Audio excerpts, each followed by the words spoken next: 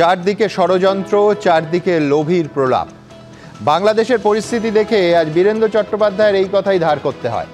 একদিকে বাংলাদেশের মৌলবাদীরা যখন ভারত বিদ্বেষে ইন্ধন দিয়ে চলেছে, তাতে এবার যোগ দিল পাকিস্তানের মৌলবাদীরা। এমনকি পরমাণু যুদ্ধের হুমকি দিতেও পিছপা হচ্ছে না তারা। ওই যে বলে না, রতনে রতন চেনে।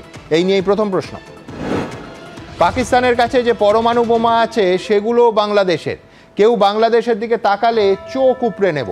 সরাসরি ভারতকে হুমকি পাকিস্তানের কট্টরপন্থী নেতার। এবার বাংলাদেশকে সামনে রেখে ভারতের পূর্ব প্রান্তে কি ঘুঁটি সাজাচ্ছে পাকিস্তান? দ্বিতীয় প্রশ্ন। এবার উত্তর পূর্ব ভারতের 7টা রাজ্যকে নিয়ে নতুন সীমানা তৈরির হুমকি বাংলাদেশের মৌলবাদী নেতার। শায়েস্তার উপায় জানা আছে, 2টো যুদ্ধবিমানই যথেষ্ট, হুঙ্কার শুভেন্দু অধিকারী। বাংলাদেশের শিক্ষা, স্বাস্থ্য, খাদ্যের সমস্যা থেকে নজর ঘোরাতেই ওপারের এই যুদ্ধজিগির। তৃতীয় প্রশ্ন। বাংলা, বিহার, উড়িষ্যা নেবেন আর আমরা ললিপপ খাবো, এটা ভাববেন না। গতকাল বলেছিলেন মুখ্যমন্ত্রী। বাংলাদেশও আমলকি চুষবে না। আজ পাল্টা হুঁশিয়ারি সেই বিএনপি নেতা রুহুল রিজভী। বাংলাদেশে এবার মৌলবাদীদের নিশানায় মমতা, অস্বস্তি বাড়ল বিজেপি। চতুর্থ প্রশ্ন। রিজভীর নতুন নাটক। স্ত্রীর ভারতীয় শাড়ির পর এবার জয়পুরি বেড কভার পোড়ালেন বিএনপি নেতা। বললেন নিউ মার্কেট নাকি এখন বন্ধ, অথচ সেই নিউ মার্কেটেই দেদার কেনাকাটা করছেন বাংলাদেশিরা। ভারতকে বয়কট করে আদৌ টিকতে পারবে বাংলাদেশ? পঞ্চম প্রশ্ন। সীমান্ত পেরিয়ে মেঘালয়ে লুটপাট করে নিউ টাউনে লুকিয়ে বাংলাদেশি লুটেরার দল। 4 জনকে গ্রেফতার করল মেঘালয় পুলিশ। সীমান্তে বিএসএফ থাকা সত্ত্বেও কি করে হলো অনুপ্রবেশ? অস্থির বাংলাদেশ কি পশ্চিমবঙ্গের আইন শৃঙ্খলার জন্য বড় চিন্তার কারণ হচ্ছে? ষষ্ঠ প্রশ্ন। তৃণমূল বিধায়ক হুমায়ুন কবির বলেছিলেন মুর্শিদাবাদে তৈরি হবে বাবরি মসজিদ। এবার সেই মুর্শিদাবাদেই রাম মন্দির তৈরির ঘোষণা বঙ্গীয় হিন্দু সেনার। ওপারের অশান্তির আবহে এপারেও কি মাথাচাড়া দিচ্ছে মেরুকরণের রাজনীতি? তবে শুরুতেই আজ দেখাবো বাংলাদেশের মৌলবাদীদের পাশে পাকিস্তানের ষড়যন্ত্রীরা, কার্যত পরমাণু যুদ্ধের হুঁশিয়ারি। দেখুন। आज हम अपने बंगाली भाइयों को जवाब देते हैं, इस पाकिस्तान का जो एटम बम है ना, वो भी तुम्हारा है। মৌলবাদী কট্টরপন্থীদের দাপট বাড়ার সঙ্গে সঙ্গে পাকিস্তানের সঙ্গে ঘনিষ্ঠতা বাড়তে শুরু করেছে বাংলাদেশের। ইতিহাস ভুলে ভারতই এখন বাংলাদেশের শত্রু আর বন্ধু পাকিস্তান। এই পরিস্থিতিতে বাংলাদেশের পাশে দাঁড়িয়ে ভারতকে হুঁশিয়ারি দিল পাকিস্তানের এক কট্টরপন্থী নেতা। উঠে এলো পরমাণু অস্ত্রের হুমকি। आज हम अपने बंगाली भाइयों को जवाब देते हैं, उन्हें बताते हैं कि भाई ये पाकिस्तान तुम्हारा है, इस पाकिस्तान का जो एटम बम है ना, वो भी तुम्हारा है। आए जुर्रत करे कोई आंख उठाकर बांग्लादेश की तरफ देखने की, उसकी आंखें निकाल देंगे। आए कोई हाथ उठाए और बांग्लादेश की तरफ हाथ उठाने की कोशिश करे, उसका बाजू तोड़ देंगे हम इंशाल्लाह, अल्लाह के फजलो करम से। मैं आपको एक मुल्क का नाम नहीं लेता। পাকিস্তানে আমরা যত জানি সিচুয়েশন ওখানে এত খারাপ কি ওখানকার নিজে লোক আটা চাল ডালের জন্য ওখানে প্রবলেম আছে। যে মোহাম্মদ আলী জিন্নার উর্দুকে রাষ্ট্রভাষা হিসাবে চাপিয়ে দেওয়ার প্রতিবাদে আন্দোলন করে স্বাধীন বাংলাদেশের জন্ম হয়েছিল, যে মুক্তিযুদ্ধের সময় প্রায় 2 লক্ষ বাঙালি নারীর সম্ভ্রম লুট করা হয়েছিল, লক্ষ লক্ষ বাঙালিকে খুন করেছিল পাকিস্তানি সেনা, এখন সেই বাংলাদেশের বুকে মোহাম্মদ আলী জিন্নার জন্মদিন পালিত হচ্ছে। পাকিস্তানের জনক জিন্নাকে বাংলাদেশের জনক ঘোষণার দাবি উঠছে। পাকিস্তান থেকে প্রথমবার চট্টগ্রামে সরাসরি জাহাজ আসছে। পাকিস্তানিদের ভিসার শর্ত শিথিল করেছে ইউনূস সরকার। আর তার পরিবর্তে পাকিস্তানের কট্টরপন্থী নেতা বাংলাদেশের হাতে পাকিস্তানের পরমাণু বোমা তুলে দেওয়ার প্রতিশ্রুতি দিচ্ছে। গবুচন্দ্র রাজার গবুচন্দ্র মন্ত্রী বলে একটা কথা আছে, যে এক তো হচ্ছে পাকিস্তান একটি প্রায় কাঙালি দেশ হয়ে গেছে, আর এখানে আমাদের বাংলাদেশ, তো এরা দুজনে মিলে কি ঘট পোকাচ্ছে জানি না। ভারতের চিন্তা নেই, ভারত অনেক বড় মহাশক্তি। ওরা ভারতকে নানাভাবে প্রভোগ করছে এবং ওরা চাইছে ভারত যদি একটু প্রভোকেশনে পা দেয় তাহলে একটা যুদ্ধ পরিস্থিতি তৈরি করে দেওয়া যাবে এবং তারপরে আরেকটা পাকিস্তান বানিয়ে দেওয়া যাবে। সম্প্রতি ঘোর ভারত বিদ্বেষী বলে পরিচিত ঢাকা বিশ্ববিদ্যালয়ের আন্তর্জাতিক সম্পর্ক বিভাগের অধ্যাপক শাহিদুজ্জামান পাকিস্তানের সঙ্গে পরমাণু চুক্তি করার পরামর্শও দিয়েছেন। তার কথায় পাকিস্তানের সঙ্গে এমন চুক্তি করা হোক যাতে বাংলাদেশ চাইলেই পাকিস্তান বোমা নিয়ে এগিয়ে আসে। পাকিস্তান বন্ধু হিসেবে খুবই ভরসাযোগ্য, এটা আমি আপনাদের বলে দিচ্ছি। Stockholm international piece research institute বা SIPRI এর সমীক্ষা অনুযায়ী 2024 সালের জানুয়ারি মাস পর্যন্ত ভারতের অস্ত্রাগারে 172টি পরমাণু অস্ত্র রয়েছে। সেখানে পাকিস্তানের কাছে রয়েছে 170টি পরমাণু অস্ত্র। ঐশী মুখোপাধ্যায়ের রিপোর্ট, ABP আনন্দ। দেখুন, গোটা বিষয়টা যেদিকে এগোচ্ছে তাতে আমাদের মনে হচ্ছে যে অত্যন্ত পরিকল্পিতভাবে আমাদের এই উপমহাদেশকে অশান্ত করার ছক কষা হয়েছে। প্রথমে বাংলাদেশের অভ্যন্তরীণ গোলমালের আবহে প্রবল ভারত বিদ্বেষকে জাগিয়ে তোলা হলো। হিন্দুদের ওপর পরের পর আক্রমণ, ইসকন সেন্টারে ভাঙচুর, ইসকন ভক্তদের ওপর অত্যাচার, এমনকি বৌদ্ধ অন্যান্য যে সংখ্যালঘু সম্প্রদায় আছে তাদের ওপর নির্যাতন শুরু হলো বাংলাদেশে। লক্ষ্য করুন, পাশাপাশি পরিকল্পনা করে চাগিয়ে তোলা হচ্ছে জিঙ্গোইজম, উগ্র জাতীয়তাবাদ, যা ক্রমশ চেহারা নিচ্ছে একটা যুদ্ধজিগিরে। ঠিক এই পরিপ্রেক্ষিতে এই অনুষ্ঠানে প্রথমেই আসবো প্রাক্তন সেনাকর্তা ব্রিগেডিয়ার প্রবীর সান্যালের কাছে। ব্রিগেডিয়ার সান্যাল, প্রথমে যেটা জানতে চাইবো, আপনি সম্ভবত 2010 পর্যন্ত ফোর্ট উইলিয়ামের বেঙ্গল এরিয়ার দায়িত্বে ছিলেন। আমি 1971 বাদ দিচ্ছি, তারপরেও আমাদের সেনাবাহিনীর সঙ্গে বাংলাদেশ সেনাবাহিনীর অত্যন্ত নিয়মিত যোগাযোগ, একেবারে স্মুথ কোঅর্ডিনেশন ছিল। সেইখান থেকে আজকে দেখুন যে একদিকে সম্পূর্ণ বিচ্যুতি ঘটে গেছে, মিলেমিশে একাকার হয়ে যাচ্ছে পাকিস্তানের মৌলবাদী আর বাংলাদেশের মৌলবাদী, এমনকি প্রকাশ্যে পরমাণু বোমা নিয়ে নানা কথা হচ্ছে। আমি বলছি, এখনও কি ভারতবর্ষে রিয়্যাক্ট করার সময় আসেনি? দেখুন, Bangladesh armed forces officers Indian আমাদের রেজিমেন্টাল সেন্টার্সে আর ট্রেনিং সেন্টার্সে ট্রেনিং করেছে। আমি যখন স্কুল অফ আর্টিলারিতে একটা কোর্স করছিলাম, ওখান থেকে 4-5টা বাংলাদেশ অফিসার ছিল। আচ্ছা, বাংলাদেশের মানে তাদের ট্রেনিংও এখানে? হ্যাঁ, ইন্ডিয়াতে হয়েছে। বাংলাদেশের যে 3-4টে চিফ আগে, সে ন্যাশনাল ডিফেন্স কলেজ থেকে NDC কোর্স করেছে। আর যখন ও এয়ার চিফ ছিল, আমাদের NDC টিম ফরেন কান্ট্রিজে ট্যুর করতে যায়, ওর বাড়িতে পার্সোনাল গেস্ট হয়ে ইন্ডিয়ান আর্ম ফোর্সেসরা ওদের বাড়িতে গিয়েছে। একটা ট্রেডিশনাল বলতে পারেন লিঙ্ক আছে বিটুইন ইন্ডিয়ান আর্ম ফোর্সেস আর বাংলাদেশ। আমি একটা পয়েন্ট রেজ করতে চাই। দেখুন, বাংলাদেশে যে এই অঘটন ঘটলো আমরা কেউ বুঝতে পারলাম না। This was a monumental strategic failure of India. আমাদের ইন্ডিয়ান গভর্নমেন্ট বুঝতে পারলো না যে বাংলাদেশে এরকম ধরনের একটা টার্ন ওভার চলছে, আর ও একটা ডিফেন্সিভ কাজ করতে পারলো না। যখন লাস্ট ইলেকশন হলো, the mandate was very clear. সব অপোজিশন বাংলাদেশ পলিটিক্যাল পার্টি এরা পার্টিসিপেট করলো, নির্বাচনে অংশ নিতেই দেয়া হয়। ইয়েস, না নিতে দেওয়া হলে করলো না, এছাড়া জেল টেলে ভরে পুরো বিষয়টা একতরফা করা। This was the first indicator for India যে বাংলাদেশে যা হচ্ছে ঠিক হচ্ছে না। আমাদের যে ইনফ্লুয়েন্স ওদের গভর্নমেন্টের উপরে কি আছে কেউ বুঝতে পারলো না, আর যার পরে এটা হয়ে গেল। এখন বুঝতে হবে what is the solution to it. সব মিলিটেন্ট গ্রুপস আর নন আওয়ামী পার্টি সব একসাথে মিলে গেছে। বাল্ক অফ দ্য পপুলেশন এখন অপোজিশন আর টেররিস্টদের সাথে মিলে গেছে। এখানে আওয়ামী লীগ, যার একটা ম্যাসিভ ম্যান্ডেট ছিল, ওরা মাইনরিটি হয়ে গেছে, খুব ছোট্ট মাইনরিটি হয়ে গেছে। এখান থেকে রিকুপ কি করে করবে? ইন্ডিয়া বাংলাদেশের ইকোনমিকে রিজনেবলি স্ট্রংলি কন্ট্রোল করে একদম। এই যে বিদ্রোহটা হলো, মোহাম্মদ ইউনুস টেক ওভার করলো, বাংলাদেশের ইকোনমিক প্রবলেমসটা প্রোগ্রেসিভলি বাড়ছে। আগে ঠিক ম্যাথমেটিক্যালি আমরা কালকে দেখিয়েছি, সেপ্টেম্বর টু সেপ্টেম্বর শুধুমাত্র মূল্যবৃদ্ধি হয়েছে 9.5%, হিউজ।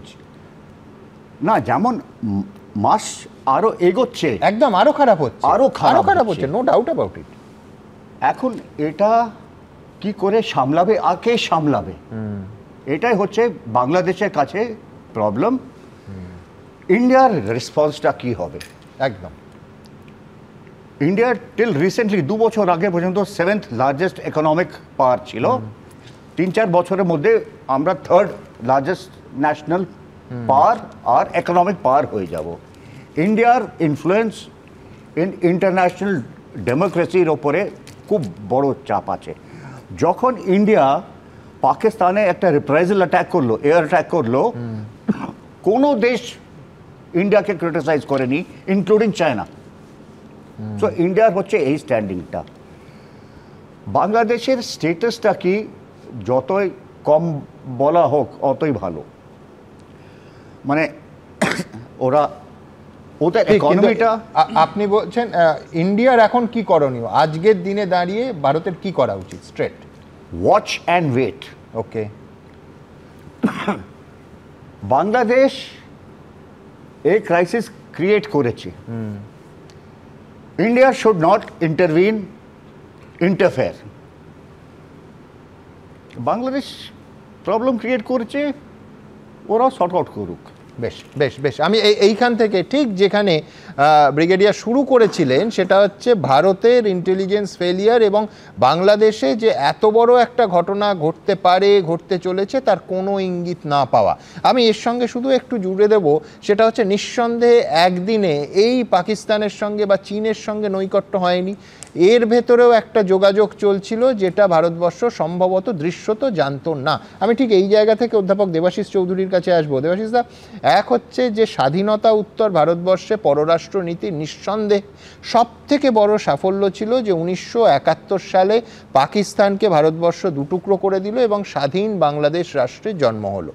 সেইখান থেকে ওই 71 থেকে আজকের 2024-এ আসুন, সেখানে আমরা দেখতে পাচ্ছি যে আবার বাংলাদেশ সেই পাকিস্তানের হাত ধরছে। এমনকি ওই 1971 সালের পরে কোনো দিন যেটা হয়নি, সোজা করাচি বন্দর থেকে চট্টগ্রাম বন্দরে জাহাজ এসে থামছে। আমার বক্তব্য যে তাহলে একটা ডিপ্লোম্যাটিক সেটব্যাকও পাশাপাশি একটা কূটনৈতিক ব্যর্থতাও কি নয় দেবাশিস দা? দেখুন, বিষয়টা জানতে হবে যে আমার যদি ব্যক্তিগত মত কেউ জিজ্ঞেস করে, আমি বলবো যা হয়েছে ভালোই হয়েছে, সাপে বর হয়েছে। আমরা 71-এ বাংলাদেশ তৈরি করেছি, এটা একটা ইমোশনাল ব্যাগেজ আমাদের মাথার উপরে ছিল। সেই জন্য আমরা 71-এর পর থেকে বাংলাদেশ, আমার ব্যক্তিগত মতে প্রকারান্তরে সবসময় ইস্ট পাকিস্তান ছিল। আমার ব্যক্তিগত সবসময় ইস্ট পাকিস্তান ছিল, কিন্তু আমরা বাংলাদেশকে সবসময় ব্ল্যাঙ্ক চেক দিয়ে এসেছি, আমাদের মিত্র রাষ্ট্র মিত্র রাষ্ট্র মিত্র রাষ্ট্র। সেই মুখোশ চলে গেছে। আজকে হোয়াট ইজ হোয়াট ক্লিয়ার হয়ে গেছে, দুধ কা দুধ পানি কা পানি হয়ে গেছে। বাংলাদেশ ইস্ট পাকিস্তান ছিল, আবার ইস্ট পাকিস্তান হয়ে গেছে। কিন্তু আমি শেষ রেজিমটাও যদি দেখেন, হাসিনার রেজিমের সঙ্গে ভারতবর্ষ আগা গোড়া 15 বছর চূড়ান্ত সহযোগিতা করেছিল। তাহলে আপনাকে আপনার থিওরি অনুযায়ী বলতে হবে সেটা ভুল ছিল। দেখুন, ঠিক ভুল সবাই করেছে, কংগ্রেস বিজেপি সবাই করেছে। আমি তো বলছি আমাদের ইমোশনাল ব্যাগেজ ছিল যে বাংলাদেশ আমাদের মিত্র রাষ্ট্র, কেন আমরা ওকে তৈরি করে দিয়েছি বলে। ওই ফ্যালাসিটা শেষ। Now as of today, technically legally দাদারা আছেন আমার চেয়ে অনেক ভালো বোঝেন ইন্টারন্যাশনাল ল। লাস্ট ইলেকশন বাংলাদেশের যেরকমই হয়ে থাকুক, যাই হয়ে থাকুক, কিন্তু সেটা ইন্টারন্যাশনালি কেউ কখনো কন্টেস্ট করেনি। তো শেষ বৈধ সরকার বাংলাদেশের আজকের দিনেও শেখ হাসিনার সরকার, এবং technically that government is a government in exile in India. Bharatvarsha Sheikh হাসিনাকে রেখেছে এবং এটার গভর্নমেন্ট ইন এক্সাইল। কারণ মোহাম্মদ ইউনূসের লোকাল স্ট্যান্ডিং আমার কাছে পরিষ্কার নেই, কমসে কম আমি জানি না উনি কে, উপদেষ্টা, উনি কেয়ারটেকার উপদেষ্টা, আমরা কেউ জানি না। আমি জানি না, পরশুদিন অবধি আপনি স্টুডিওতে বললে আমি মেনে নিতাম, কিন্তু আপনার বিদেশ সচিব গিয়ে তার সঙ্গে মিটিং করছেন, আপনি বলছেন সেই সরকার বৈধ নয়। সেটা কি করে মানব? আমি সেখানেই আসছি। বৈধতা আমরা দিয়ে ফেলছি কোনো একটা কারণে। আমার মত ব্যক্তিগত, সেটা হচ্ছে ব্ল্যাঙ্ক চেকটা বন্ধ হওয়া উচিত বাংলাদেশকে। যদি বাংলাদেশকে দেওয়া আমাদের ব্ল্যাঙ্ক চেকটা যদি আমরা ফেরত নিয়ে নিই, আর যখন বাংলাদেশ সরাসরি যুদ্ধ ঘোষণাই করে দিয়েছে, আমাদের জাতীয় পতাকার উপরে পা দিচ্ছে, পাকিস্তানের সঙ্গে হাত মিলিয়েছে, নিউক্লিয়ার অ্যাটাকের হুমকি দিচ্ছে, সরাসরি যখন যুদ্ধ ঘোষণা করেছে, এবং শুধু তা নয়, যেটা সবচেয়ে জঘন্য যেটা মোহাম্মদ ইউনূস করেছে, he should be tried in international court of law as a criminal against humanity, যেরকম স্লোবোদন মিলোসেভিচকে করা হয়েছিল। এবং ইউগোস্লাভিয়াতে মুসলিম মাইনরিটিদের জন্য বসনিয়া হার্জেগোভিনা এই ইউএনও এবং নেটো তৈরি করে দিয়েছিল। একইভাবে বাংলাদেশে হিন্দু মাইনরিটিদের জন্য তাদের হোমল্যান্ড তৈরি করে দিতে হবে, এবং স্লোবোদন মিলোসেভিচের ইউনূসের যেরকম ফাঁসি হয়েছিল মোহাম্মদ ইউনূসের হওয়া উচিত। এবার আমি বলছি, এবার আমি স্বপ্নে পোলাও রাজ্যে আমি বলছি ভারত সরকার তো একটি করছে না। আমার ব্যক্তিগত মত তো আমি শেষ করি। না না নিশ্চয়ই, কেউ তো হয়ে গেছে, কেউ তো শুনবে। হ্যাঁ না না বলুন না। আচ্ছা, এবার ইউগোস্লাভিয়ার যে সলিউশনটা আমি বলছি, সেখানে আমার যেটা মত সেটা হচ্ছে, যেহেতু Sheikh Hasina government in exile technically, তাকে তার সঙ্গে কথা বলা উচিত ভারত সরকারের, এবং তাকে ব্যবস্থা করে দেওয়া উচিত ইউএনওতে গিয়ে যাতে শেখ হাসিনা বলতে পারে যে আমার দেশ লুট হয়ে গেছে, আমার দেশকে ইসলামিক ফান্ডামেন্টালিস্টরা লুট করে নিয়েছে। সেই জন্যে UNO led peace keeping force আমি ডিমান্ড করছি as Sheikh Hasina the last elected prime minister of Bangladesh. Sheikh হাসিনার জন্য এই রাস্তাটা ভাস্করের করা উচিত। ভাস্কর কি করছে না করছে সেটা আপনারা সমীক্ষা করবেন। না সমীক্ষার ব্যাপার নয়, এক সেকেন্ড দেবাশিস দা, সেটা হচ্ছে আপনার সঙ্গে না এক সেকেন্ড, আপনার সঙ্গে আমাদের মতবিরোধ হচ্ছে এই জায়গায় যে কালকে আমাদের দেশের ভারতের বিদেশ সচিব বলছেন ভালো সম্পর্ক আছে, ভালো সম্পর্ক আমরা এগিয়ে নিয়ে যেতে চাই। কার সঙ্গে বলছেন? বাংলাদেশ না, বাংলাদেশের বিদেশ সচিব এবং মোহাম্মদ ইউনূসের সঙ্গে। তো আমি বলছি তারপরে তো এগুলো কোনো প্রশ্নই ওঠে না। স্বীকার করছি কেন? সবসময় প্রশ্ন থাকতে পারে, আমাদের সমীক্ষা করছি। সেই জন্য আমার ব্যক্তিগত প্রশ্ন এখনো থাকছে যে কেন ব্ল্যাঙ্ক চেকটা উইথড্র করা হচ্ছে না, যেটা আমরা 1971 থেকে দিয়ে এসেছি ওদের, এবং যেটা সবচেয়ে নক্কারজনক যেটা মোহাম্মদ ইউনূস করেছে, যার জন্য ওনার ট্রায়াল হওয়া উচিত, সেটা হচ্ছে উনি ভারতের বিরুদ্ধে যুদ্ধ ঘোষণা করলেন, করে ওখানকার ইসকন, ওখানকার হিন্দু ধর্মাবলম্বী যারা আছে হিন্দুদের উনি পলিটিক্যাল হোস্টেজ বানিয়েছেন। উনি হিন্দুদের ওখানে ওয়ারে যেরকম কনসেন্ট্রেশন ক্যাম্প যেরকম যুদ্ধবন্দী করা হয়, উনি হিন্দুদের যুদ্ধবন্দী করে ফেলেছেন, উনি পলিটিক্যাল হোস্টেজ বানিয়েছেন হিন্দুদের।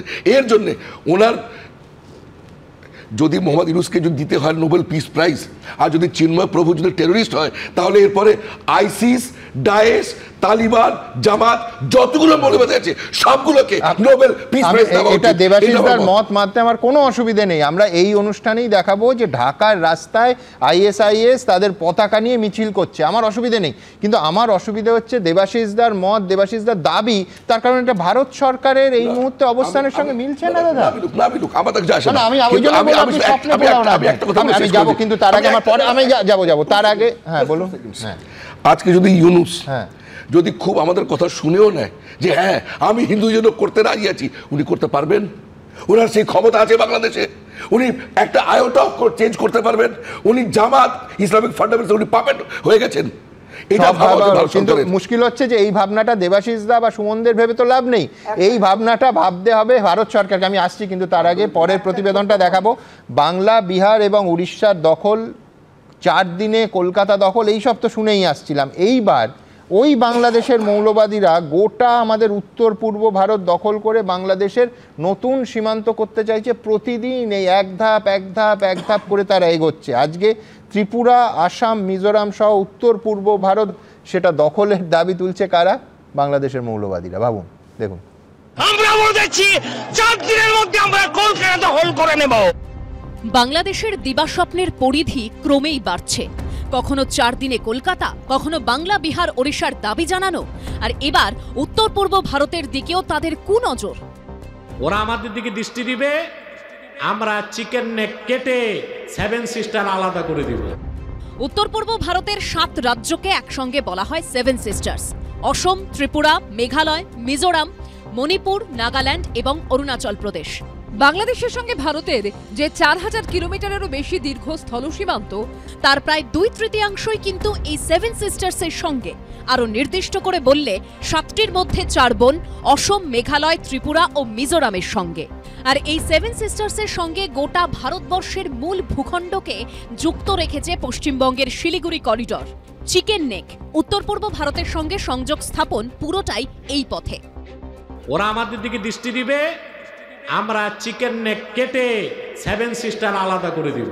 সরকার সিদ্ধান্ত নিছে, কাজ শুরু করতেছে। ত্রিপুরা আমাদের, আসাম আমাদের, মিজোরাম আমাদের, সমগ্র পূর্বাঞ্চল নিয়ে নতুন বাংলাদেশের সীমানা হবে ইনশাআল্লাহ।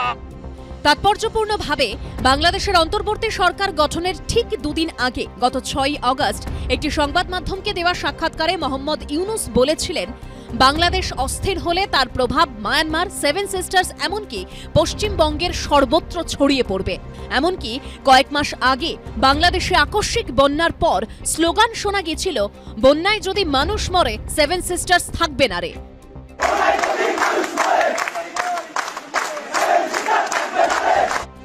আর এখন কট্টরপন্থীদের মুখেও এই হুঁশিয়ারি। সামগ্রিকভাবে যখন একটা দেশ এইরকমভাবে ঝুঁকে পড়ছে একটা কট্টর ইসলামপন্থী মৌলবাদী রাস্তায়, তাতে এক তো বাংলাদেশের জন্য খারাপও লাগছে, বাংলাদেশ সেই সিরিয়া আর পাকিস্তানের রাস্তায় হাঁটছে, অন্য রাস্তায় হাঁটতে পারতো। আবার দ্বিতীয় কথা, ভারতবর্ষ যেহেতু একদম নিয়ারেস্ট প্রতিবেশী এবং বিশাল লম্বা বর্ডার, একটা চিন্তারও কারণ আছে। ভারতের বিদেশ সচিব ঢাকায় গিয়ে বন্ধুত্ব সম্পর্কের আহ্বান জানাচ্ছেন, কিন্তু বাংলাদেশের কট্টরপন্থীদের তরফে উস্কানি প্ররোচনা থামছে না। এবিপি আনন্দ। এই যে দুটো শব্দ ব্যবহার করা হলো এই মুহূর্তে প্রতিবেদনে, উস্কানি, প্ররোচনা, এর আঁচ কিন্তু সজল একদম আমাদের এই রাজ্য এবং রাজ্য রাজনীতিতে পড়েছে। হিন্দুত্ব নিয়ে বিজেপির মৌরসী পাট্টা নিয়ে প্রচুর সিরিয়াস আলোচনা এবং রসিকতা দুটোই হয়। এখনকার এই বাংলাদেশি যারা মৌলবাদীরা হুমকি দিচ্ছেন, এমনকি যারা মূল রাজনৈতিক চালিকা শক্তি বিএনপি, তার সিনিয়র যুগ্ম সচিব রুহুল কবির রিজভি সাহেব মাঝে মাঝেই নানা কিছু এই চ্যানেলকে আমাকে বলেন, আমি তার উত্তরও দিই, কিন্তু তিনি আজকে একেবারে সরাসরি আক্রমণ করেছেন সজল, এবং তোমাদের নয়, কট্টর হিন্দুত্ববাদী বলছেন মমতা বন্দ্যোপাধ্যায়কে। বলছেন যে আগে মমতা ব্যানার্জিকে আমরা ধর্মনিরপেক্ষ, অসাম্প্রদায়িক এবং মানবতাবাদী মানুষ ভাবতেন তারা, এখন তাদের ভুল ভেঙেছে, লুকিয়ে থাকা কট্টর হিন্দুত্ববাদী বেরিয়ে পড়েছে। মানে বিএনপির টার্গেট সজল মমতা বন্দ্যোপাধ্যায়, মোদি নন, মানে বিজেপি নয়, তৃণমূল টার্গেট। মানে ব্যাপারটা দেখুন, এটা আতাতের ফল কিনা জানি না, হ্যাঁ মানে এটাও গোটা বলছো, মমতা রিজভি সেটিং কিনা এটা আমি বলতে পারবো না। কিন্তু এই দেখুন, গত 3-4 দিন একটা ওই হাফ বুড়ো লোক আর একটা ওই বাংলাদেশের পতাকা লাগানো টুপি পরা লোক খুব চিৎকার করছে 4 দিনে কলকাতা দখল করে নেব। এরা আসলে পশ্চিমবঙ্গ থেকে অনুপ্রাণিত হয়েছে। এরা হচ্ছে বাংলাদেশের মদন কোনাল কল্যাণ, হ্যাঁ হুমায়ুন, এইসব বলতে পারেন। দেখুন এইসব কথাগুলো নিয়ে না আমাদের আমি এই অনুষ্ঠানেই বলেছি যে ওনার যার 4 পাজেতে হাঁপ লাগছে, যেটা বলছেন সেটাও হাঁপিয়ে হাঁপিয়ে তিনি 4 দিনে কলকাতা অবধি গাড়িতে এসেও পৌঁছতে পারবেন না। সুতরাং ও নিয়ে আমি ব্রিগেডিয়ার সাহেবরা যদি আলোচনা করতে করতে বাংলাদেশটাকে মানচিত্র থেকে, পৃথিবীর মানচিত্র থেকে উড়িয়ে দিতে পারে ভারতবর্ষ। কিন্তু আমি তোমায় যে প্রশ্নটা করলাম, এখনকার মূল বৃহত্তম পার্টি এবং অনেকে বলছেন একমাত্র পার্টি বিএনপি, তার শীর্ষ নেতা যদি বলেন, ওদের খালেদা জিয়া না শেখ হাসিনা কেউ একজন আমাদের মমতাদিকে ফোন করে সল্টলেকে একটা তোলাবাজির ঘটনার রাষ্ট্রপ্রধান থাকার সময়, হ্যাঁ, তো এখনো কেউ কাউকে ফোন করেছে কিনা আমি সেটা বলতে পারবো না। কারণ এখানে যে হিন্দু বিরোধী মমতা বন্দ্যোপাধ্যায়, এটা যে ক্রমশ মানুষের কাছে, জনমানসে ধরুন বিশ্বাসটা ক্রমশ দৃঢ় হচ্ছে, সেটা থেকে একটু ডিভিয়েট করে দেওয়ার জন্য এটা বলেছেন। আবারও আমি বলছি, কোনো এক মৌলবাদী বাংলাদেশি নেতা তিনি বলেছেন যে মমতা বন্দ্যোপাধ্যায়ের উচিত পশ্চিমবঙ্গটাকে আলাদা রাষ্ট্র করে দেওয়ার। দেখুন আমি আপনাকে বলছি, এরা বলছে বাংলা, আসাম, ত্রিপুরা, আগরতলা, আজ আগরতলা তো ছেড়ে দিন, একটা গাছতলাও নেওয়ার কথা যেন ওরা স্বপ্নে না ভাবে। আমি বলছি কিছুদিনের জন্য, দিন 5-এর জন্য যদি বিহার, উড়িষ্যাকে ওরা দিয়ে দেওয়া যায় না, তাহলে এরা এই সব দাবি আর চলবে না। কারণ আমরা বাঙালিরা আজও সহ্য করে যাচ্ছি অনেক কিছু, ওপার বাংলার লোকেদের আক্রমণ, আমাদের হিন্দুদের ওপর অত্যাচার, আমাদের মন্দির ভাঙা আমরা সহ্য করছি, কিন্তু বিহার, উড়িষ্যার মানুষ সহ্য করতে চান না, কিন্তু ভারত সরকার সহ্য করছে। এইবার বলছি, ভারত সরকারকেও আমরা বাধ্য করতে পারতাম এজ এ বাঙালি। দেখুন দাদা, রাজনীতি আছে, রাজনীতির জায়গায়, কিন্তু আপনি তো ভুলে যাবেন না যে আপনি সুমন দে, আমি সজল ঘোষ, এখানে যারা বসে আছেন তারা সব ঘোষ, ব্যানার্জি, চ্যাটার্জি। তুমি বলছো এটা হচ্ছে রাজ্য বিজেপির বেঙ্গল লাইন? না না, আমি লাইনের মতন কত বড় যোগ্য লোক এখনো হয়ে উঠতে পারিনি, কিন্তু একজন বাঙালি হিসেবে তো বলতে পারি যে আমি কেন আমার সরকারকে, 2 রাজ্যের রাজ্য এবং রাষ্ট্রের সরকারকে আমরা তো বাধ্য করতে পারতাম। যেমন আরজি করের আন্দোলন মমতা বন্দ্যোপাধ্যায়কে অনেক কিছু বাধ্য করেছিল, ঠিক এইটা এইটাও আমরা কিন্তু করতে পারতাম, কিন্তু বাঙালিরা এখনো সেইভাবে জেগে উঠলো না। তাদের অনেকের মনে হচ্ছে কিছু হয়নি, সাজানো ঘটনা। অনেক ডাক্তারবাবু থেকে শুরু করে অনেক বুদ্ধিজীবী কোথায় তারা আজকে? যারা ভেনেজুয়েলার জন্য চেঁচায়, যারা প্যালেস্টাইনের জন্য কাঁদে, যাদের আত্মা চীনের সঙ্গে যুক্ত, আমি বলছি রাজ্য বিজেপি এবং সজল ঘোষ কি কেন্দ্র সরকার এবং দিল্লির শাসকদের কাছে চাপ সৃষ্টি করবে যে নাও অ্যাক্ট? দাদা, আমাকে হয়তো আমার দল পাঠিয়েছে, কিন্তু বলছি দলের বাইরেও একটা ব্যক্তি অস্তিত্ব আছে। সেই ব্যক্তি অস্তিত্বের আমায় দল কখনো বাধা দেয়নি, যে আমায় দল বলেনি যে তুমি বাঙালি হিসেবে কথা বলবে না, তুমি হিন্দু হিসেবে কথা বলবে না। এইখানকার হিন্দুদের অবস্থা দেখুন, তারা বলে দুই পারের সংখ্যালঘুদের উপর অত্যাচার বন্ধ। কেন বলতে পারে না যে হিন্দুদের উপর বাংলাদেশে যে অত্যাচার হচ্ছে সেটা বন্ধ? অথচ আমরা কিন্তু এই যে বারবার বলছিলেন না যে আমরা বাংলাদেশকে বন্ধু ভেবেছি, দেখুন ঠিক আমরা বন্ধু ভেবেছি, যাকে জন্ম দিয়েছি সে যদি দুটো লাথিও মারে সহ্য করেছি আমরা, মা বাবা যা করেন। কিন্তু now it's time to act, এখন আমাদের সময় এসছে। কিন্তু সমস্যাও আছে। আমরা যত সহজে বলছি, আমিও বলছি যে আমাদের আর্মি অ্যাকশন চাই ওখানে, যে ওখানে সেনা দিয়ে অপারেশন করা হোক, কিন্তু সঙ্গে সঙ্গে মাথায় রাখতে হবে তখন পশ্চিমবঙ্গে আবার কোনো সাম্প্রদায়িক অঘটন ঘটবে না। তো অনেক সমস্যা আছে। আমি অপেক্ষায় থাকলাম যে হ্যাঁ, মানে বলছি সজল ঘোষ এবং যেহেতু সুকান্ত বাবু এখন কেন্দ্রের মন্ত্রী, কেন্দ্রের উত্তর পূর্ব উন্নয়নের প্রতিমন্ত্রী, তারা অন্তত এই ইমোশনটা তাদের যারা হাইকমান্ড আছে সেখানে পৌঁছে দেবেন। একটা অ্যাড করি দেখুন, আমরা যখন আজকে মোটামুটি সবাই একমত যে মোহাম্মদ ইউনূস বা তার যে সরকার, হোয়াটএভার সরকার, সে মোটামুটি ভারতের বিরুদ্ধে যুদ্ধ ঘোষণা করেছে। এটা মোটামুটি একটা কনসেনসাস আছে যে ভারত বিরোধী অ্যাক্টিভিটিস উনি লিপ্ত হয়ে গেছেন। তো পশ্চিমবঙ্গেও ঠিক আছে, মাননীয় মুখ্যমন্ত্রীর স্ট্যান্ড নিয়েছে, সবই ঠিক আছে, কিন্তু এমত অবস্থায় পশ্চিমবঙ্গের কোনো একটা মৌলবীদের সংগঠন, কোনো মাদ্রাসা সংগঠন, সিদ্দিকুল্লাহ চৌধুরী বা ফিরাদ হাকিম কি বাংলাদেশের বিরুদ্ধে একটা শব্দ উচ্চারণ করেছে? প্রেস কনফারেন্স করে এই রাজ্যের ইমাম আর মুয়াজ্জিমদের সংগঠন কঠোর সমালোচনা করেছে। তারা বলেছে সিদ্দিকুল্লাহ চৌধুরী না বলেননি, বরঞ্চ ইউনূসের প্রশংসা করেছে। সিদ্দিকুল্লাহ চৌধুরীর ভাষা আর বাংলাদেশিদের ভাষা, যারা উগ্রবাদী, তাদের ভাষা এক। এরাও বলছে যেমন ময়দান আমাদের, ময়দান আমাদের, মনুমেন্ট আমাদের। আমি কোথায় একমত সেটা হচ্ছে, হ্যাঁ, সিদ্দিকুল্লাহ চৌধুরী ইউনূস সরকারের প্রশংসা করেছেন। পাশাপাশি এটাও পরিষ্কার তথ্যের খাতিরে বলতে হবে যে জামা মসজিদের ইমাম তিনি কঠোর ভাষায় বাংলাদেশের এই সংখ্যালঘু নির্যাতন, হিন্দু নির্যাতনের একেবারে নিন্দা করেছে। পশ্চিমবঙ্গে ইমাম এবং মুয়াজ্জিনদের সংগঠন রবিবার দিন প্রেস কনফারেন্স ডেকে কঠোর নিন্দা করেছে, একদম পরিষ্কার অন ক্যামেরা দায়িত্ব নিয়ে করেছেন একেবারে, এবং নিজেদের সংগঠনের ব্যানারে কোনো মানে ব্যক্তিগতভাবে টাবে নয়।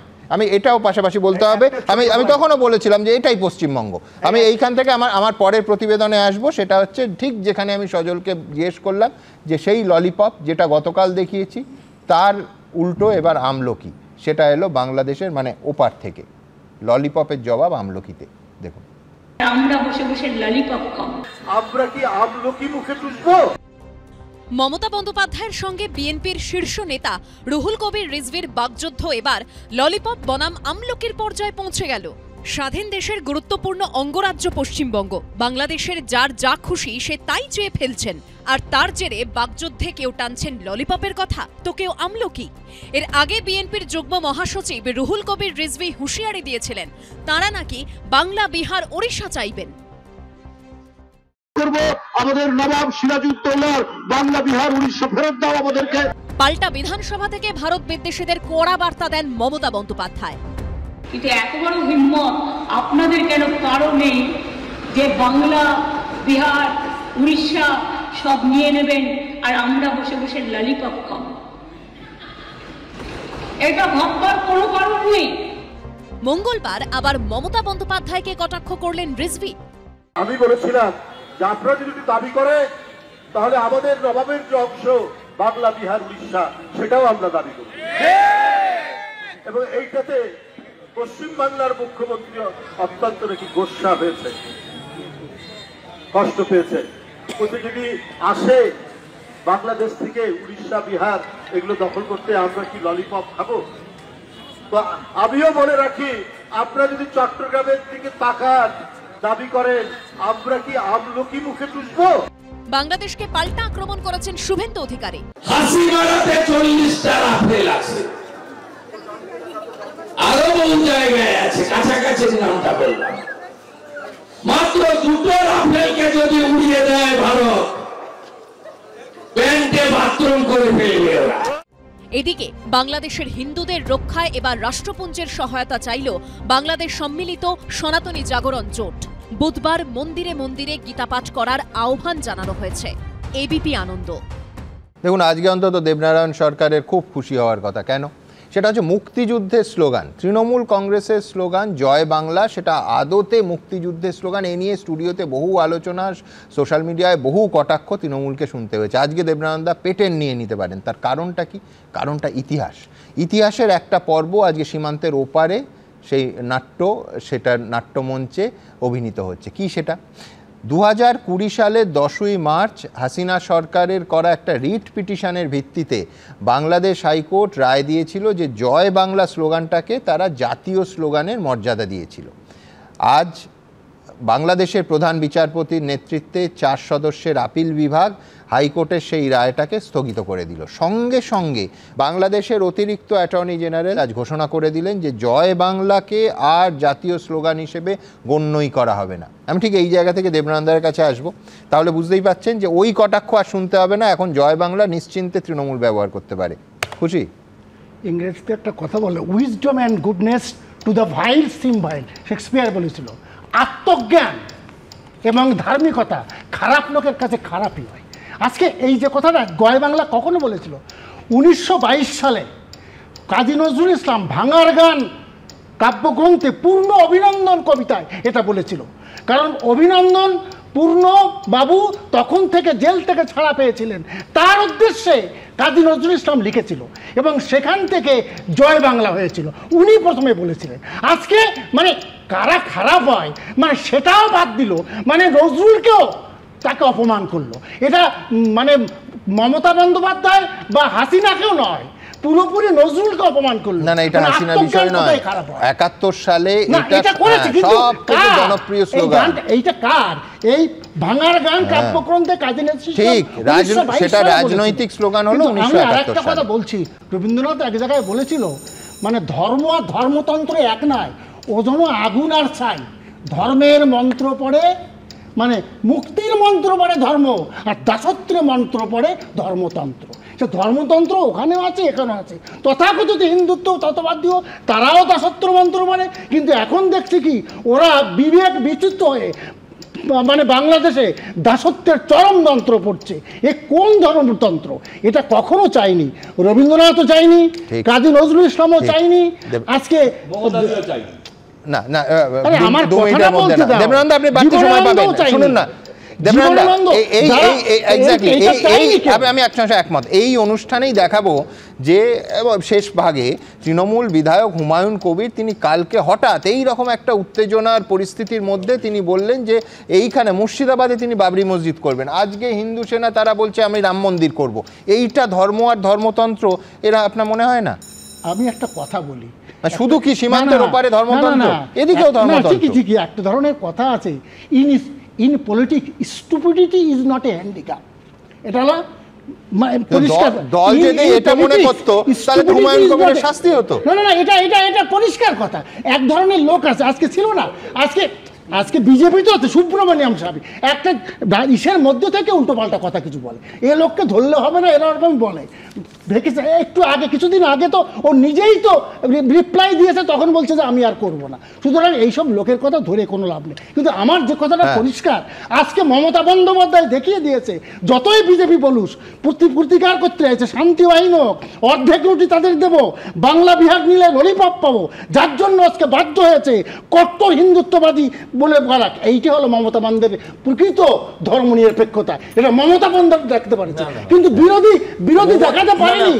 আজকে না, আমি কথাটা বলি, আজকে বলছে না শুভেন্দু অধিকারী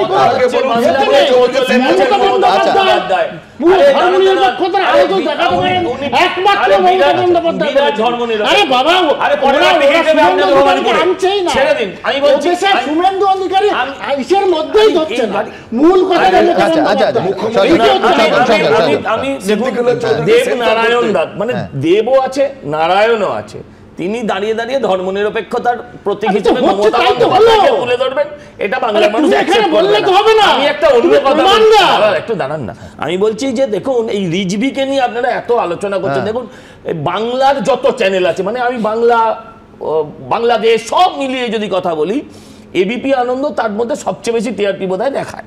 আমি আপনাকে একটা ছোট্ট কথা বলি, বলছে যে এই যে রিজভি বলছে আমরা কি আমলকি চুষবো, আমি আপনাকে একটা কথা বলছি, বইয়ের পুরনো কাপড় যেটা দিয়ে ও বাসন কোসন কিনতে পারতো সেটাও পুড়িয়ে দিচ্ছে, কিন্তু ওর বুকের ভেতরের যে যন্ত্রটা বসানো আছে সেই যন্ত্রটা যেটা ওর হৃৎপিণ্ডটা দুকপুক দুকপুক করে ওটা কিন্তু ভারতীয়, সেটা যদি পারে ওটা বার করে চমৎকার। সজল আর দেবনারায়ণদাকে ধন্যবাদ। সেটা হচ্ছে এইবার দেখাতে হবে, খানিক্ষণ আগে দেবনারায়ণদা বলছেন না যে ধরলে হবে।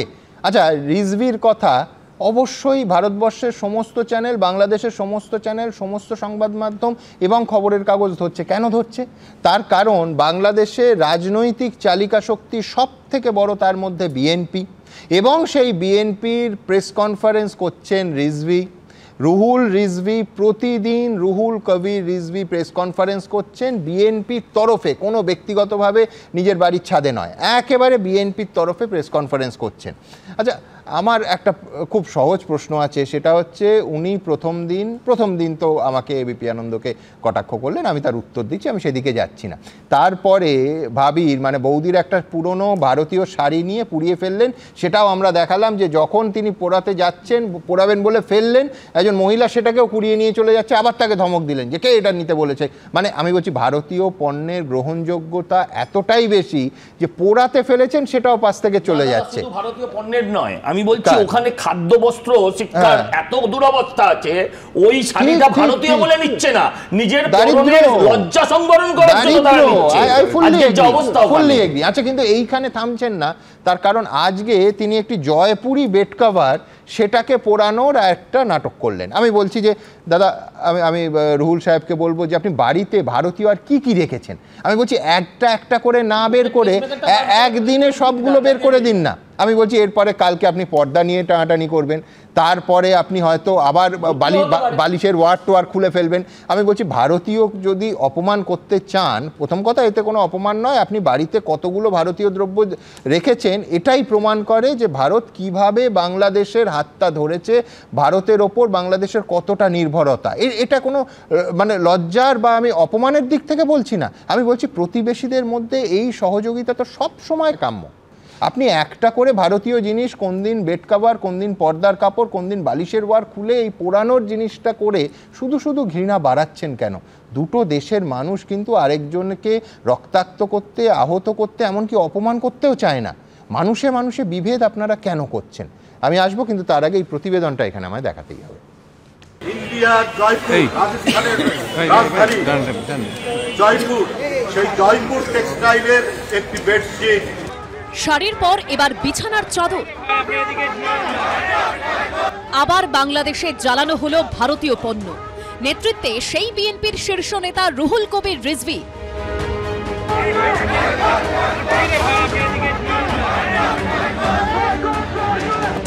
বৃহস্পতিবার এই ভিডিও প্রকাশ্যে আসে, যেখানে দেখা যায় বিএনপির যুগ্ম মহাসচিব রুহুল কবির রিজভির সামনেই পোড়ানো হচ্ছে তার স্ত্রীর একটি ভারতীয় শাড়ি। ইন্ডিয়ান শাড়ি,